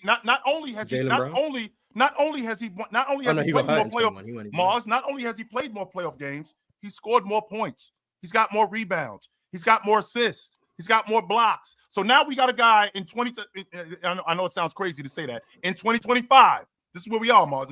Over the last 5 more years. blocks than Jokic? And 20 since that makes sense. Yeah. Oh yeah, that makes sense. So with that being said, if he we had that in 1%. He's talking totality of blocks, points, and that's how you become the best player on the planet. That's exactly LeBron plus Kareem. No, okay. That's how you become the best player. So Mars, to my point, if I get Jason Tatum on this playoff run right here, considering everything that he's done over the last 5 years, if I get this playoff run from him, and these guys end up winning the NBA championship, and I get I get the conference finals MVP, and I get the NBA finals MVP on 31, 11, and 7 on a back-to-back champion, you can't sit there with a straight face and tell me that this dude is not in the conversation to be the best player in the world. And I'll say it. He's the best player on the planet. So because this there's no way Jason Tatum currently this playoffs is at 31, 11, and 5. Okay, 5. He's shooting 45, 36, 90. So if he maintains that, what's his true shooting, Swiper? 61 and a half. 60.7. Yeah, 60.7. Also, Swiper, before you glaze over the whole thing. Against an elite defense, by the way. Right. Yeah, but hold on, no. Also, I do want to throw in there. His defensive production and value too. Oh, now you respect his defense. That must be weighed in. Well, I mean, you guys tell me all about it. So, and I just gave Paulo his credit. Definitely better on defense. Again, in the last 5 years, for being a positive on a good defense. So I got to give Jason Tatum his credit. So in the last 5 years, has he been a better playoff performer than Jokic? Over the last 5 years, has he been better than Joker? From the numbers, from the numbers. No. Play. Level play. Don't do that. Level play. I don't think he's been a better player. No. So you're saying I don't think he's been a better player. You factor in games played. I mean, but if you factor, I said level of play. I'm not doing that. Marshall. I'm not. Yeah, but if you play at an elite level for one series and someone else is going to the conference finals, I mean, is that not relevant? Okay. 100% is relevant. Right. So then, Giannis, has he been a better playoff performer than Giannis the last 5 years? Yep. Yes. I played him in 22. Remember, we seen that game 6. Yes, he has. Yes. Yeah. I will say that. Yes. Giannis had 40, 20, and 6 in that game. And he had 46 in that game. 44, 20, and 6. And a better defender. And Giannis had 40 and Jason Tatum had 46 in that game. But who was the better defender in that game? Giannis had 44, 20, he didn't outplay him that game. Bad defender, but Jason Tatum scored 46. Okay. He got busy, but he didn't outplay. So 44, 20, and 6 is worse than what Tatum had that game? 46. Yes. 46 and what? You praising these uncontested rebounds. 46 and I think 46 and 8, 46 and 9. 46 and 8 versus 44, 20, and 6. 46, 9, and 4. So Jason Tatum was better in the game. On the road, by the way. This is in Milwaukee. This is an elimination game. Oh, no. I'm gonna use Swiper's favorite thing. They lost the minutes while Giannis was on the court. All right. Is that the way he said about Jokic? The no Jokic minutes. They lost the minutes while Giannis was on the court. Jason Tatum, they won those minutes by 21. They lost the Giannis. Disgusting day. I mean, no, it's not. It is. Chill. I don't believe in a shadow of you. I mean, maybe your bone. I have never, ever heard someone say in the last 5 years since 2020, he's been a better playoff player than either one of those two players. And so you're saying if he hypothetically maintains this run, because he's never done it. I remember, because I tracked this in 22, he was having his best run ever. Right. And then went to the finals and sucked. He was having his best run ever, went to the finals and sucked. So I'm saying is that we're going to have to see this for 4 rounds. Cool. I'm with it. But the issue is you're going to be running up 1 run compared to 5 years from 2 consistently better regular season and playoff players. By the way, Tatum has never peaked out higher than either one of those players in any regular season he's played in. Not one, including the playoffs. So for me, it would be irresponsible of me to say that he's better than either one of them when those are considered so winning the doesn't 2 matter best to players you, of their so generation. it There are reasons why they're not winning. Hold on, chill. Is the reason? No. Chill. Is the reason they just lost to the Pacers, Giannis? No. Answer the question. Is the reason they lost to the Pacers, Giannis? Is that why they got gentlemen swept? Because of Giannis. Was Giannis? Hold on, chill. Mars, stop. Was Giannis not good enough, and that's why they got gentlemen swept? No, that wasn't the reason why. Okay, so you're saying he's not the reason they lost. However, this Clippers series, a lot of the games that you lost are the reason. Joker was the reason why you lost. Which games? So yesterday, I said yesterday. Okay, there you go. Just that game right there. Yesterday. Tatum's never cost them a game. That's not the point. You just asked me how many games has he lost? Tatum cost you an NBA Finals in 2022. How you feel about that? The same way I feel. No. In the NBA Finals, he cost you a series. And finals. And your boys got swept in 2022 by Phoenix. Yeah, y'all got in 2021. Y'all got swept. Do you want to compare the rosters of those 2 teams? Oh, see, now we're going to compare. No, you're doing winning. We're doing the context. No, stop, Mars. We just did it for Giannis. He's running with Gary Trent, Kyle Kuzma, and Brook Lopez. Even if Harden and Kyrie. What? Didn't Tatum get one against? Tatum. Not only did he get one, he scored 50. He scored 50. Oh, yes.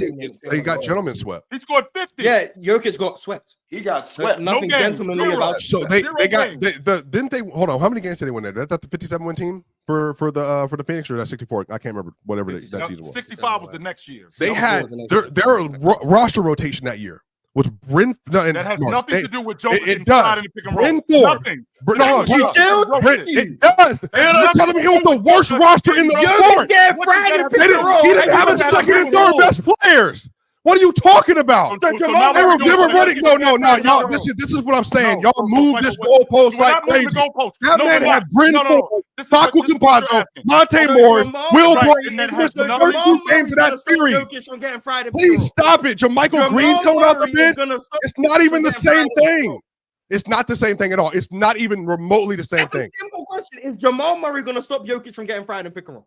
They would have had a better chance because their offense would have been better. Clearly, this is what we're not doing. We're not doing it. If anybody up here that's going to pretend like not having Jamal Murray in that series would have made a difference, you're capping again with us not being able to protect you defensively. This is crazy. So when Tatum falls off the cliff offensively and gets carried all last year, I didn't hear you lie about that man for the entire run. He shot 38%. 38. 38. No. Hold on. Put Chill back up because this is how I know you lied. He shot 38% in both of his NBA Finals. Went 30 and 10. 38. 30 and 10 in the closeout game. And guess who? And guess who won Finals MVP? Chill. By your logic, who won Finals MVP? Who won Finals MVP by your logic? By your logic, you said Eastern Conference Finals MVP and Finals MVP. Who won Finals MVP? No, don't chill. Answer the question. Who won most valuable player of that series? Andre Iguodala. He did it. All right, so that's how I know. You just said it's wrong. You just said it's contingent on Jason Tatum winning Eastern Conference Finals player and Finals MVP. He lost both. Chill. He lost them. Both. And they got it wrong. No, he was better. Jalen Brown was better down the stretch of those series, and you know it. And you know it. You know it. Chill. Every time, every single time. Hold on, no. Chill. Every time in the fourth quarter of Game 3, in the fourth quarter of Game 3 in the NBA Finals last year, who closed the series? Chill. In the fourth quarter, who closed the series? Every game of the finals. In Game 3, who closed those? Who closed fourth quarter? Guy who had Jamal Murray on the guy that has Jamal Murray. Right, there we go. He's gonna talk about no. So this is what I'm saying. If this is gonna be an ISO, it's gonna be an ISO. So both of y'all stay out of it. Because he just said winning Finals MVP and winning Eastern Conference MVP are contingent on being best player in the world. Tatum has 0. His teammate has 2. Has 2. He won the conference finals MVP in 22. That's number one. Finals MVP in 22. Yeah, he won On the finals run, he lost both of them, Chill. Both. Okay, so the point that I'm making is what you just did when you talked about what you just said is blowing my mind. You can shoot 38% in back-to-back finals, and you're still in the conversation. Was awesome as a shooter in those series. He was 38%. I'm talking about your guy. 38%, Chill. And then, by the way, no, real talk, stay out of it. It's a one-on-one. And then, by the way, the team that Jason Tatum lost to in 2020. No, Chill. Answer this question. Chill. Answer this question. The team that beat Jason Tatum in 2023, they won 7 games. What did Jokic do versus the same team, Chill? No, Chill. I'm asking you a question. We can't hear either. All right, cool. You guys Chill. yelling over each other. You lost. Your favorite player lost to the Heat in 2023. What did Jokic do versus that very same team in the NBA Finals? He got busy against them. And 30, 14, and 7. It was unstoppable. Unstoppable. 100%. Unstoppable. So versus the same level of competition, your boy dropped off against. Your boy didn't have a good series against them. Did not have a good series. And then Jokic dealt with him. Dealt with him. But because of Jamal Murray. Jamal Murray didn't have any. Jamal had 21 and 10 in that series. Jokic averaged 30, 14, and 7 in that series. What are you talking about? 30, 14, and 7. So imagine. So wait a minute. He got carried by Jamal. So imagine that. Telling me? So take the 20 and 10 that Jamal Murray is giving you off the floor because you're the same one that just said. What? Here's why we're doing that. Swipe. Does he not have Jalen Brown and KP in them right now? Does he not have Jalen Brown and Drew Holiday and Derek White and KP right now? So what are you yapping about? He got more help than Jokic ever had. Man, okay, Ron, this is the double talk we're talking about. Double talk? Yeah, this is the double talk we're talking about. Because in 22, he just told us, not 22, in 21, the reason why they got swept was because the roster construction. They had a horrible roster, 100%. And you said it's contingent on winning. You said it's contingent on winning. You don't win without an elite team. Jamal Murray, and at 20 and 10, it's not. It doesn't matter. Not only does it not matter, he's averaging 34, whatever it is that he's averaging, 30, 10, and 11. And he's the reason why, which goes back to Real Talk's point that everything. Don't bring real talk into this. Talk your own point. I'm not even talking about. I'm bringing Real Talk in to make a point. The reason why Joker is who the reason why those guys are who they are is because of Joker. The reason when they suck, and the reason why it doesn't go well is because Joker doesn't have enough. All you do is double when it comes. I literally said they lost the game because of him yesterday. Hold on. This is how I know you lying. This is how I know you lying because you've already talked about this. Tatum has never ever been able to floor race to the same degree as Jokic, and you said that. You said it, which is why you said he wasn't in Jokic's conversation. You just told us last month that Jason Tatum wasn't in conversation with Jokic or Giannis. And so you're telling me, hold on, Chill. And then in the 2023 run, when your dude stunk in the Eastern Conference Finals, I'm telling you that the reason you just said Tatum can be in the best in the world conversation if he wins the title this year and win Eastern Conference MVP and Finals MVP. That's all contingent on the fact that he has a superior team able to help him, and when he sucks, carry him to victory consistently last year, consistently last season. So this is why this is not even an amendable conversation. Tatum has never even been in MVP talks ever. And somehow you're going to jump him above Jokic and Giannis? Like, come on, bro. Watch out, dog. You didn't believe it 2 months ago. You gave up hope. But Jalen Brunson finished higher than him in MVP talks last year. And now you gave up hope. And now you want to look and cap. Now where are we, Swiper? Now where are we? Where are we today? So he's better than Giannis? Is he better than hold on. Talk about. He's better than Giannis because Giannis got out in the first round. Is that what you're telling me? Third straight year, by the way. For the third straight year, he's out in round one. And where's your boys? That's why he's better than Giannis? Not only are your boys on the verge of elimination, where's the Boston Celtics? The Boston Celtics are on their way to win an NBA championship in back-to-back years, which is one of the main reasons why you have them, which is one of the main reasons why you have Joker as the best player in the world, because he won it. No. Level of play, he was already the best in the world. Chill. You literally just said you're going to give him credit for winning a title. And so therefore, you're saying that Giannis is also the reason they got gentlemen swept in the first round by the Pacers. Makes no sense, regardless of level of play. Regardless of level of play. I didn't say that. That's not true. You just brought up the fact that Giannis is out in the first round for 3 straight years. Right. You just said that. Out in the first round. Is that because of him? That's because of Giannis, right? I just want to get that on the record. Is that because of him? He had nothing to do with it? Yeah. Good work. You're not going to answer the question? Yeah, good work, Joe. Did he have nothing to do? You know one thing, because you can't point to gosh. Jason Tatum's, offensive box plus minus or his box score. To you, that means he wasn't very impactful in those wins, Who right? said In that? the finals. Who said he wasn't impactful? But Who said- the was reason, he better? Mars, because I know you understand there's two sides of the ball, so I can't have. I that do understand that. Yes, I everybody. do. You do understand that, right? Jason Tatum being able to hold up against Derek Lively and being able to guard the 5, neutralize Hold up Dallas's against a and Lucas non-scoring Rogan. center. When they put him off ball Mhm. to better contain the offense, yeah, he did great defensively in that series. But Exactly. still, his So he NBA Finals run contributed to is the win. his He NBA contributed. Finals I mean, run you can say holding up against a non-scoring but center, his I watched Rudy NBA Gobert Finals get run good. isn't close to what Jokic did in 23 though. Like we're not even having an honest So conversation. why with does that. it have to be What what happened? Jokic did? Because Wait a he minute, comparing the wait a two players. Wait a minute, We're comparing two But players, he's not not comparing by themselves. 23 Tatum to Yeah, 23 but that's Jokic. not. Yeah, it's not 23. And on anymore. top of that, and on top of that, your Living in vantage the point, Yeah. your vantage point is Just those like I NBA said, finals. this Your vantage point is those finals in 23. What happens when Jason Tatum, if he does what I think he's going to do, what happens if he ends up in the NBA Finals and he's 31, 10, We'll and see. 7? It's never What happens happened, then? so we'll see if it happens. Then, Then we can what have a happens conversation. then? Then Okay. and guess what? And then you can put him back in front of SGA.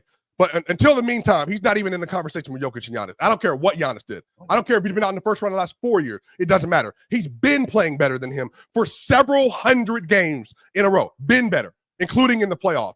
I'm not blaming Giannis for why he's out in the gentleman's suite. That's not his fault. It's a terrible roster. We literally up here 2 days ago saying he needs to leave that bummy organization because they're doing a terrible job of building around him. This is the double talk. that I'm Tatum's talking never about. had to live in there. This is the Tatum double has talk. never had to live in that world. So this Never. is what we're not going to do. We're not going to put any It's onus easy on to build Giannis. We're not going to put any onus on Giannis when he's the number 1 seed and he gets bounced in the first round, right? We're not going to put any onus on Giannis when he loses in the first round again when he's getting busy. However, we're not going to give Jason Tatum credit when he goes 30 and 10. He gets in both credit, games. but he didn't play as well as Giannis did. It's that simple. We're not going to give him credit when he goes 30 and 10 and 30 and 10. Giannis had Okay. Giannis had 38 and 20 to close out the East series, and he still lost. Was that the reason they lost?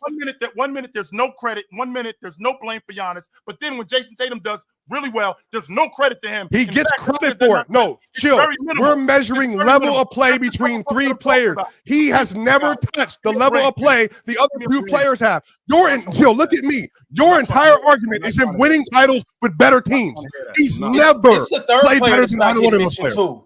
There's a third player that's just completely getting forgot about it. I don't know. I don't know how. That's shady conversation. I don't know how That's shady the conversation. That's I don't know fine. how the MVP of the NBA is not getting mentioned, but Tatum has not been better than SGA for the last 3 years. Jason Tatum played better in the playoffs than Shea has. He has, yes, That is a yes. fact. But Yeah, he in has 5 not. games. In 5 He games, has, yeah. he has Against not a been. better Over the last defense, five by He the has way. not been There's better no way it's a better collectively defense. 5 games. over the You're right. last 3 years. 22 points You're right. and 5 22, games. 23. Jason Tatum was better than SGA. Collectively was. over collectively Yes, he was. over Wait. the last In all 3 years, honesty, he in has all not honesty, been better Ryan, than Shea. I mean, can we Collectively. agree? SGA has what, 1 good playoff series Against Dallas last year. against Dallas. Yes, I'm saying collectively Since Shea's been over Shea, the last, he's had 1 good series. He's had 1 good collectively series. over the last Chill, 3 chill. years, Why he's did been wait, better. Ron, Y'all can to your say a point. couple playoff series. Okay, cool. And we can even say that Tatum's been better in the playoffs. We can say that, even though we've seen a larger sample Sure. size and all of that. We can't say that if you guys want to take it there. But collectively over the last 3 years, which we have, to Swiper's point, hundreds of games of sample size, SJ has been better than Tatum. No, he has not, Yes, Ron. he has. Why? He was Wait. better last year. No, Ron, let me ask you. This year. He's better right now. Hold on, Ron. Let me ask him this question because he values winning awards. He values winning awards. Why did SGA finish top 2 in MVP and he couldn't win the MVP this year then? And Tatum's not even going to finish top 3 in back-to-back seasons. Why? You value awards. Why is SGA number 2 last year, number 1 this year, and Tatum's not finishing top 3 in either season? Since you value awards, That's a good ass question. Why isn't he? Considering he averaging 27 a game and he's the best player on the. Not only is he the best player, that's a good ass question. Why can't he be?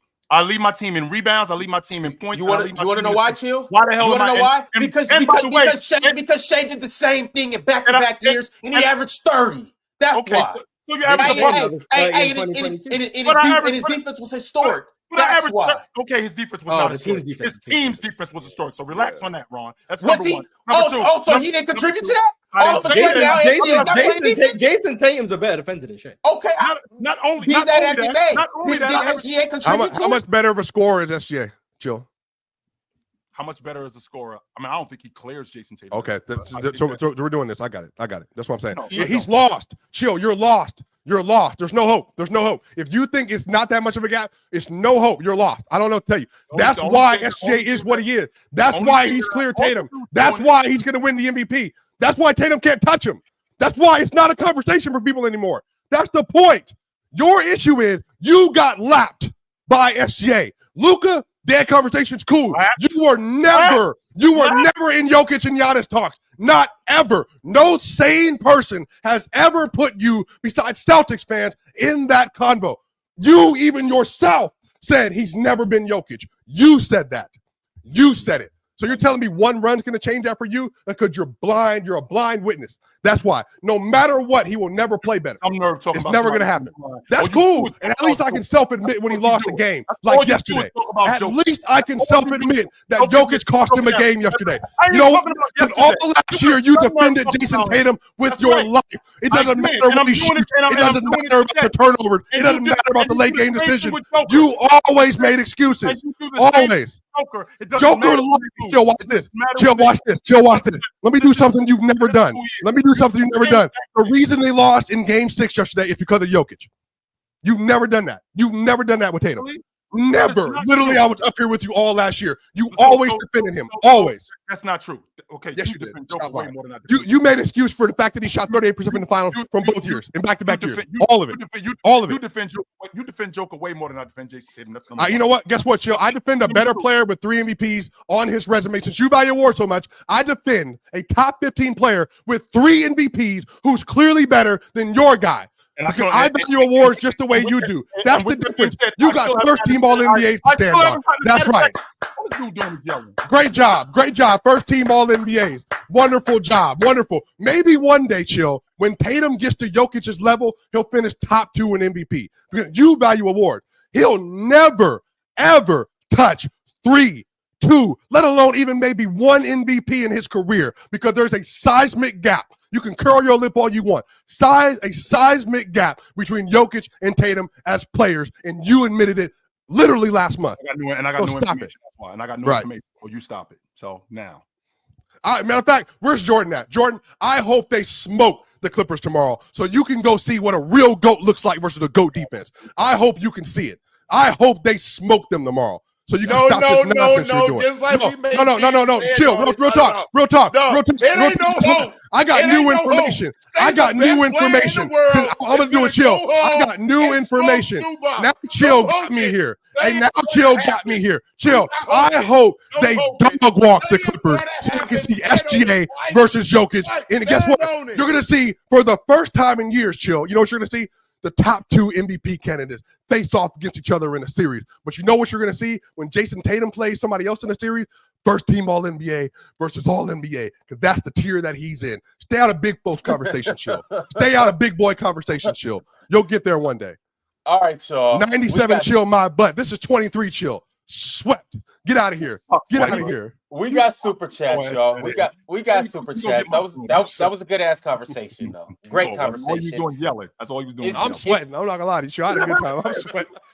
Y'all, it's also been a good show. If you in here right now, make sure you like the video. Make sure you subscribe. Make sure you become a member. And also, shout out to all of our Hall of Famers because, well, you guys are Hall of Famers and you hold it down. That is Teddy Hart. He's entered the GOAT tier. Shout out to Teddy Hart.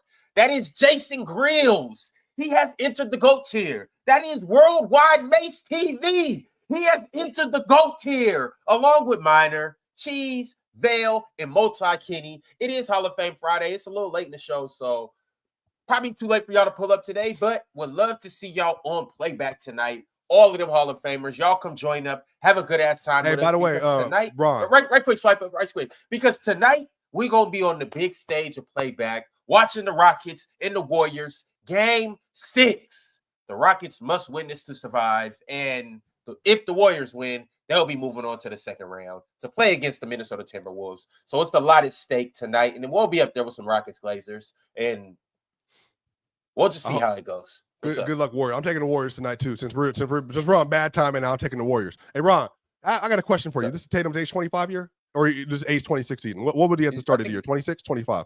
I think he's 26. 26. Yeah, because he's 27 now. Hey, chill. You know, Jokic had 25 and 26.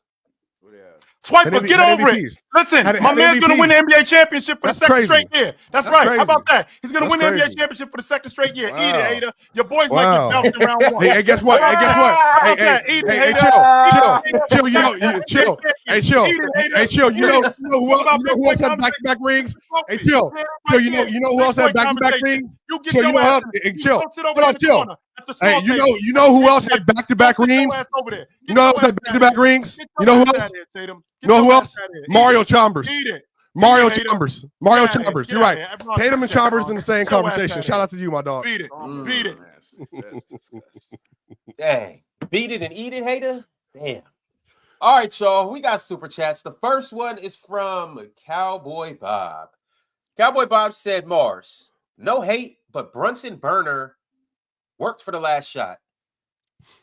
That ability to put the game on your shoulders rather than pass is why I like Brunson over Hadley. Also, I need the Rockets to win. My 3-team parlay. Go New York, go. I like Brunson over Hadley too. Yeah, I think Brunson's better than Hadley. I think Brunson's the 4th best point guard in the NBA. Shout out that Brunson burner. Better. Lucas, Shea, Steph. Lucas, Shea, Steph. You still think Steph is better than him?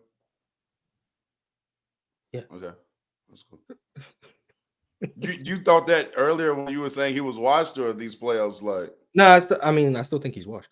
But I was saying earlier in the season that I think we're at the point where Steph was closer to the Brunson group than he was to Luka or Shea.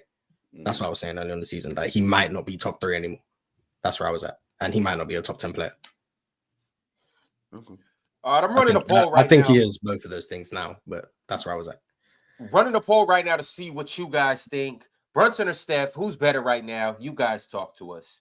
In the meantime, Christopher Cooper sent through a super chat and said, every time someone doubles Jalen Brunson, he continues to show improve.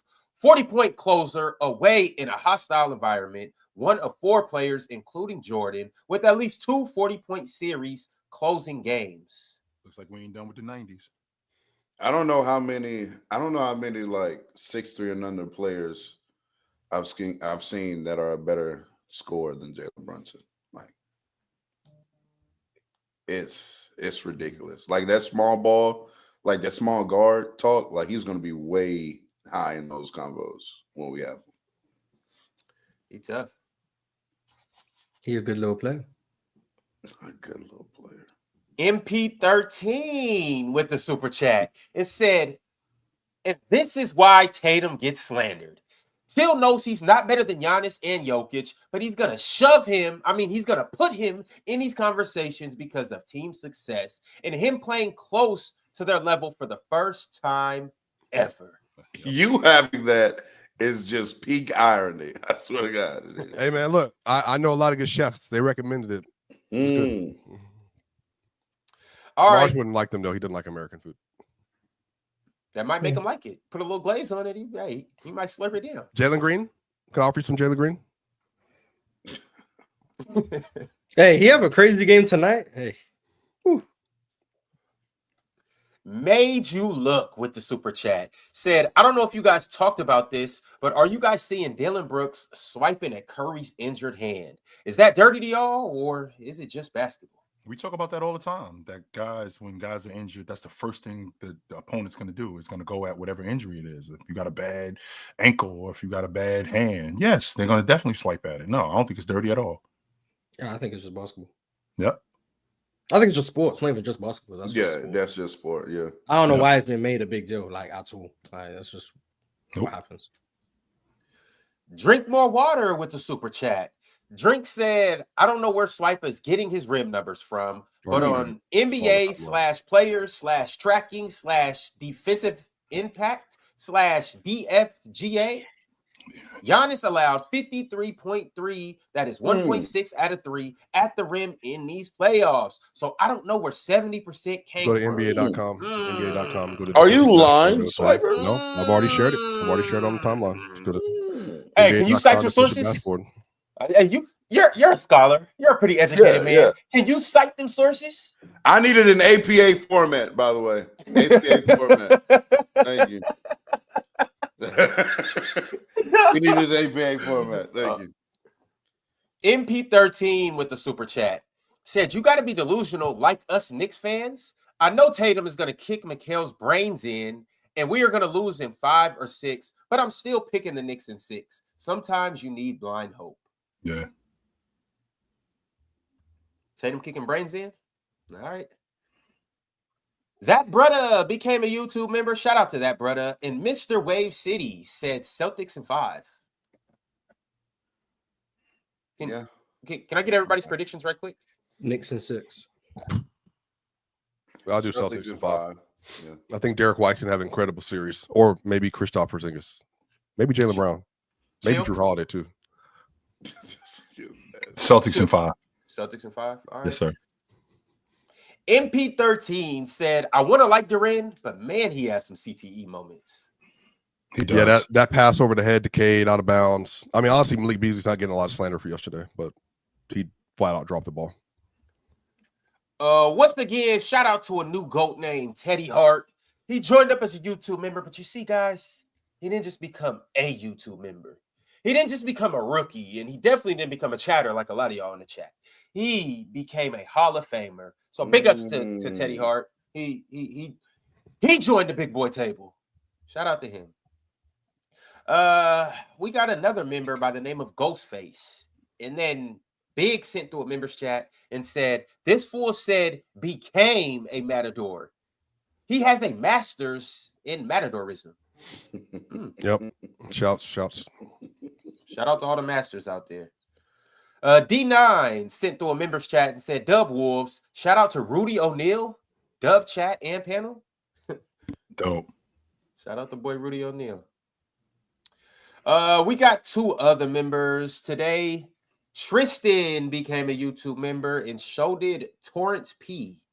Shout out to both of them, and The Voice as well became a YouTube member. Shout out to all 3 of them. And then Teflon Gunsmoke just sent through a super chat and said, "Jason Tatum versus the Heat in 2023. 25, 10, and 5. How did he suck, Swiper?" What happened? What was the question?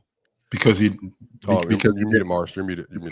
Because he didn't shoot 55% from the floor. That's why he sucked. What did he shoot? What did he shoot? I don't know, but his numbers were good prior to Game 7, where he got hurt on the first play. Yeah, he played Game 7, so those like his numbers.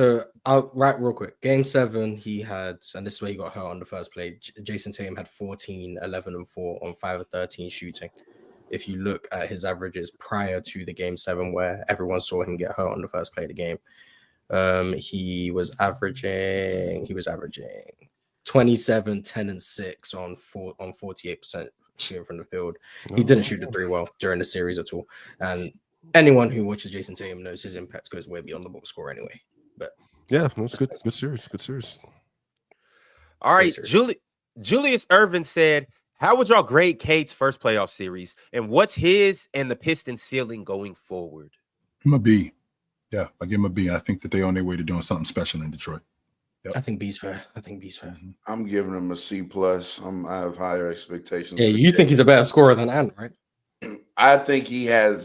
First off, I said it was an interesting conversation because of their scoring profile. Like, to me, they're both very the places where Ant is good, Cade is bad, and the places where where Cade is good, Ant is bad. Like, and the fact that it's like Ant is like so bad, like in between. You know, if he was like so net neutral at the rim, which is wild too. Real talk, it is. It's wild too. Hey, Ant didn't finish well in the first round either. Yeah. Ant's touch ain't great. Like it's never really been great. He's just good at generating. He's just a crazy athlete. Offense. Yeah, he's good at generating easier offense for himself. I'm giving Cade an A-. In his first playoff series, I got to deal with OG Anunoby hounding me. I got to deal with a hard-nosed Knicks team that's coached by Tom Thibodeau. Yo, K did everything he could possibly do. For a 23-year-old, I'll give you 25, 8 rebounds, almost 9 assists, 8.7 assists, so almost 9, almost averaged 2 steals and a block. 5 turnovers. You know that goes into it, but that goes into being a young point guard with not adequate help.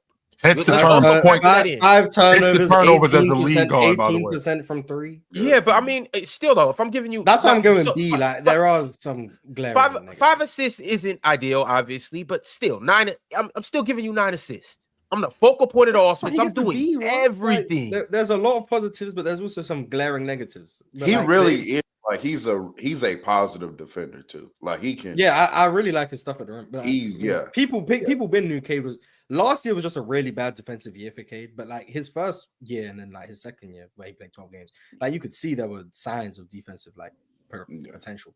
Then this year, I think with competent personnel, you've seen he's a valuable defender. Last year was just bad. But all right, it is Chris John. Chris John said, Brunson had that boy on skates. Captain got us covered. Knicks in 7 versus Boston. I got you in 6. I think Asar just overplayed the play. I mean, he was very much out of momentum. Like he looked, you can look on his face, White, but he knew that he screwed up too. He was like, fuck.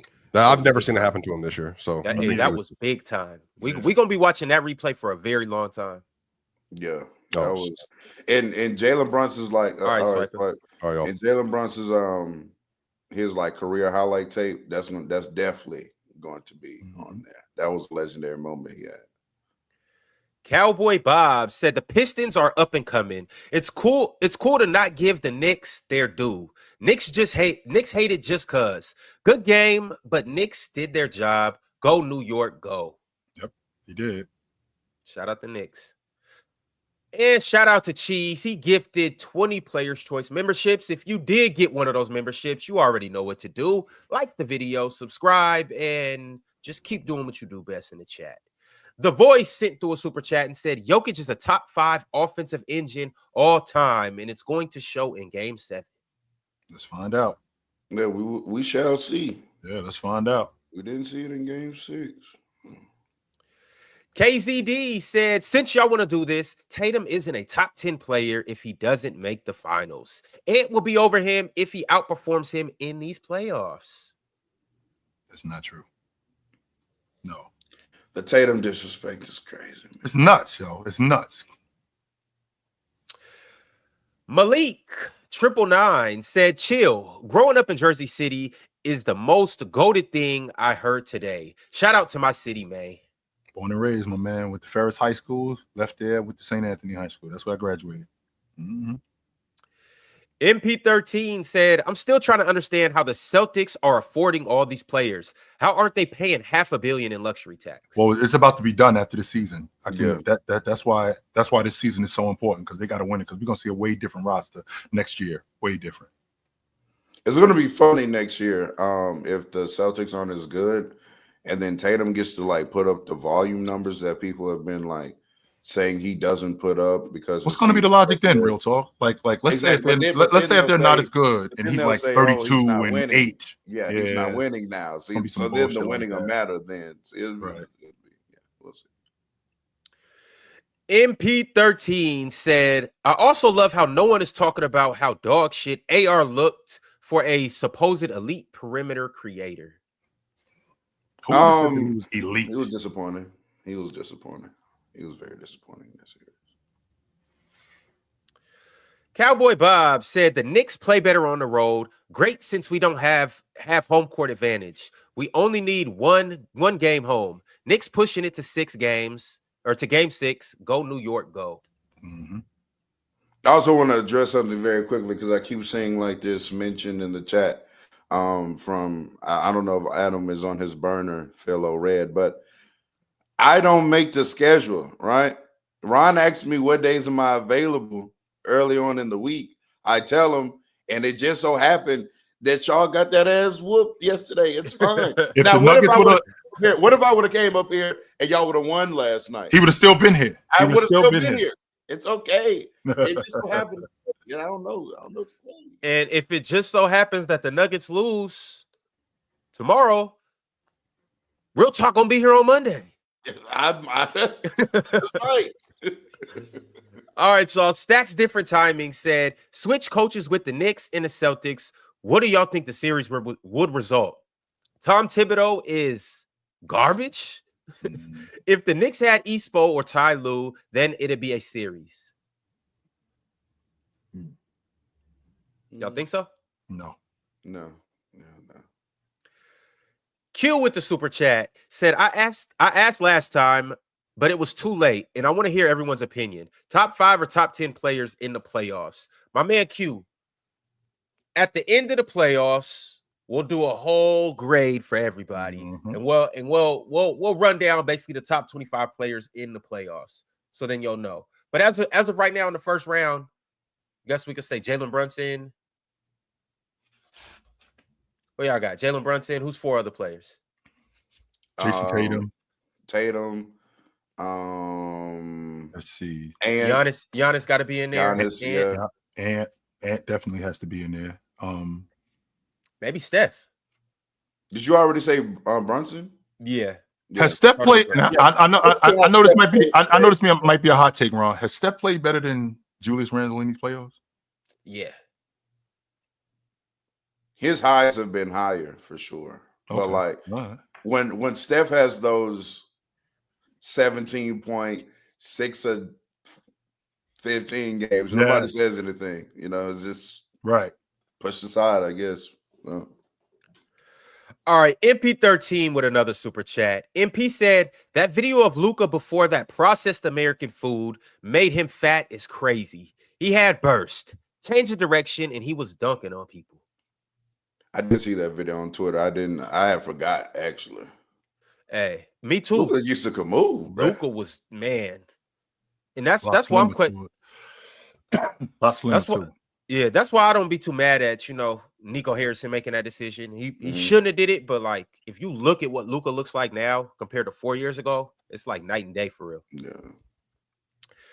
Trayvon Ray said, maybe it's just me, but Giannis, Wemby, and Fox only sounds good on paper. That's a clunky fit stylistically. Yeah, disagree. Wholeheartedly.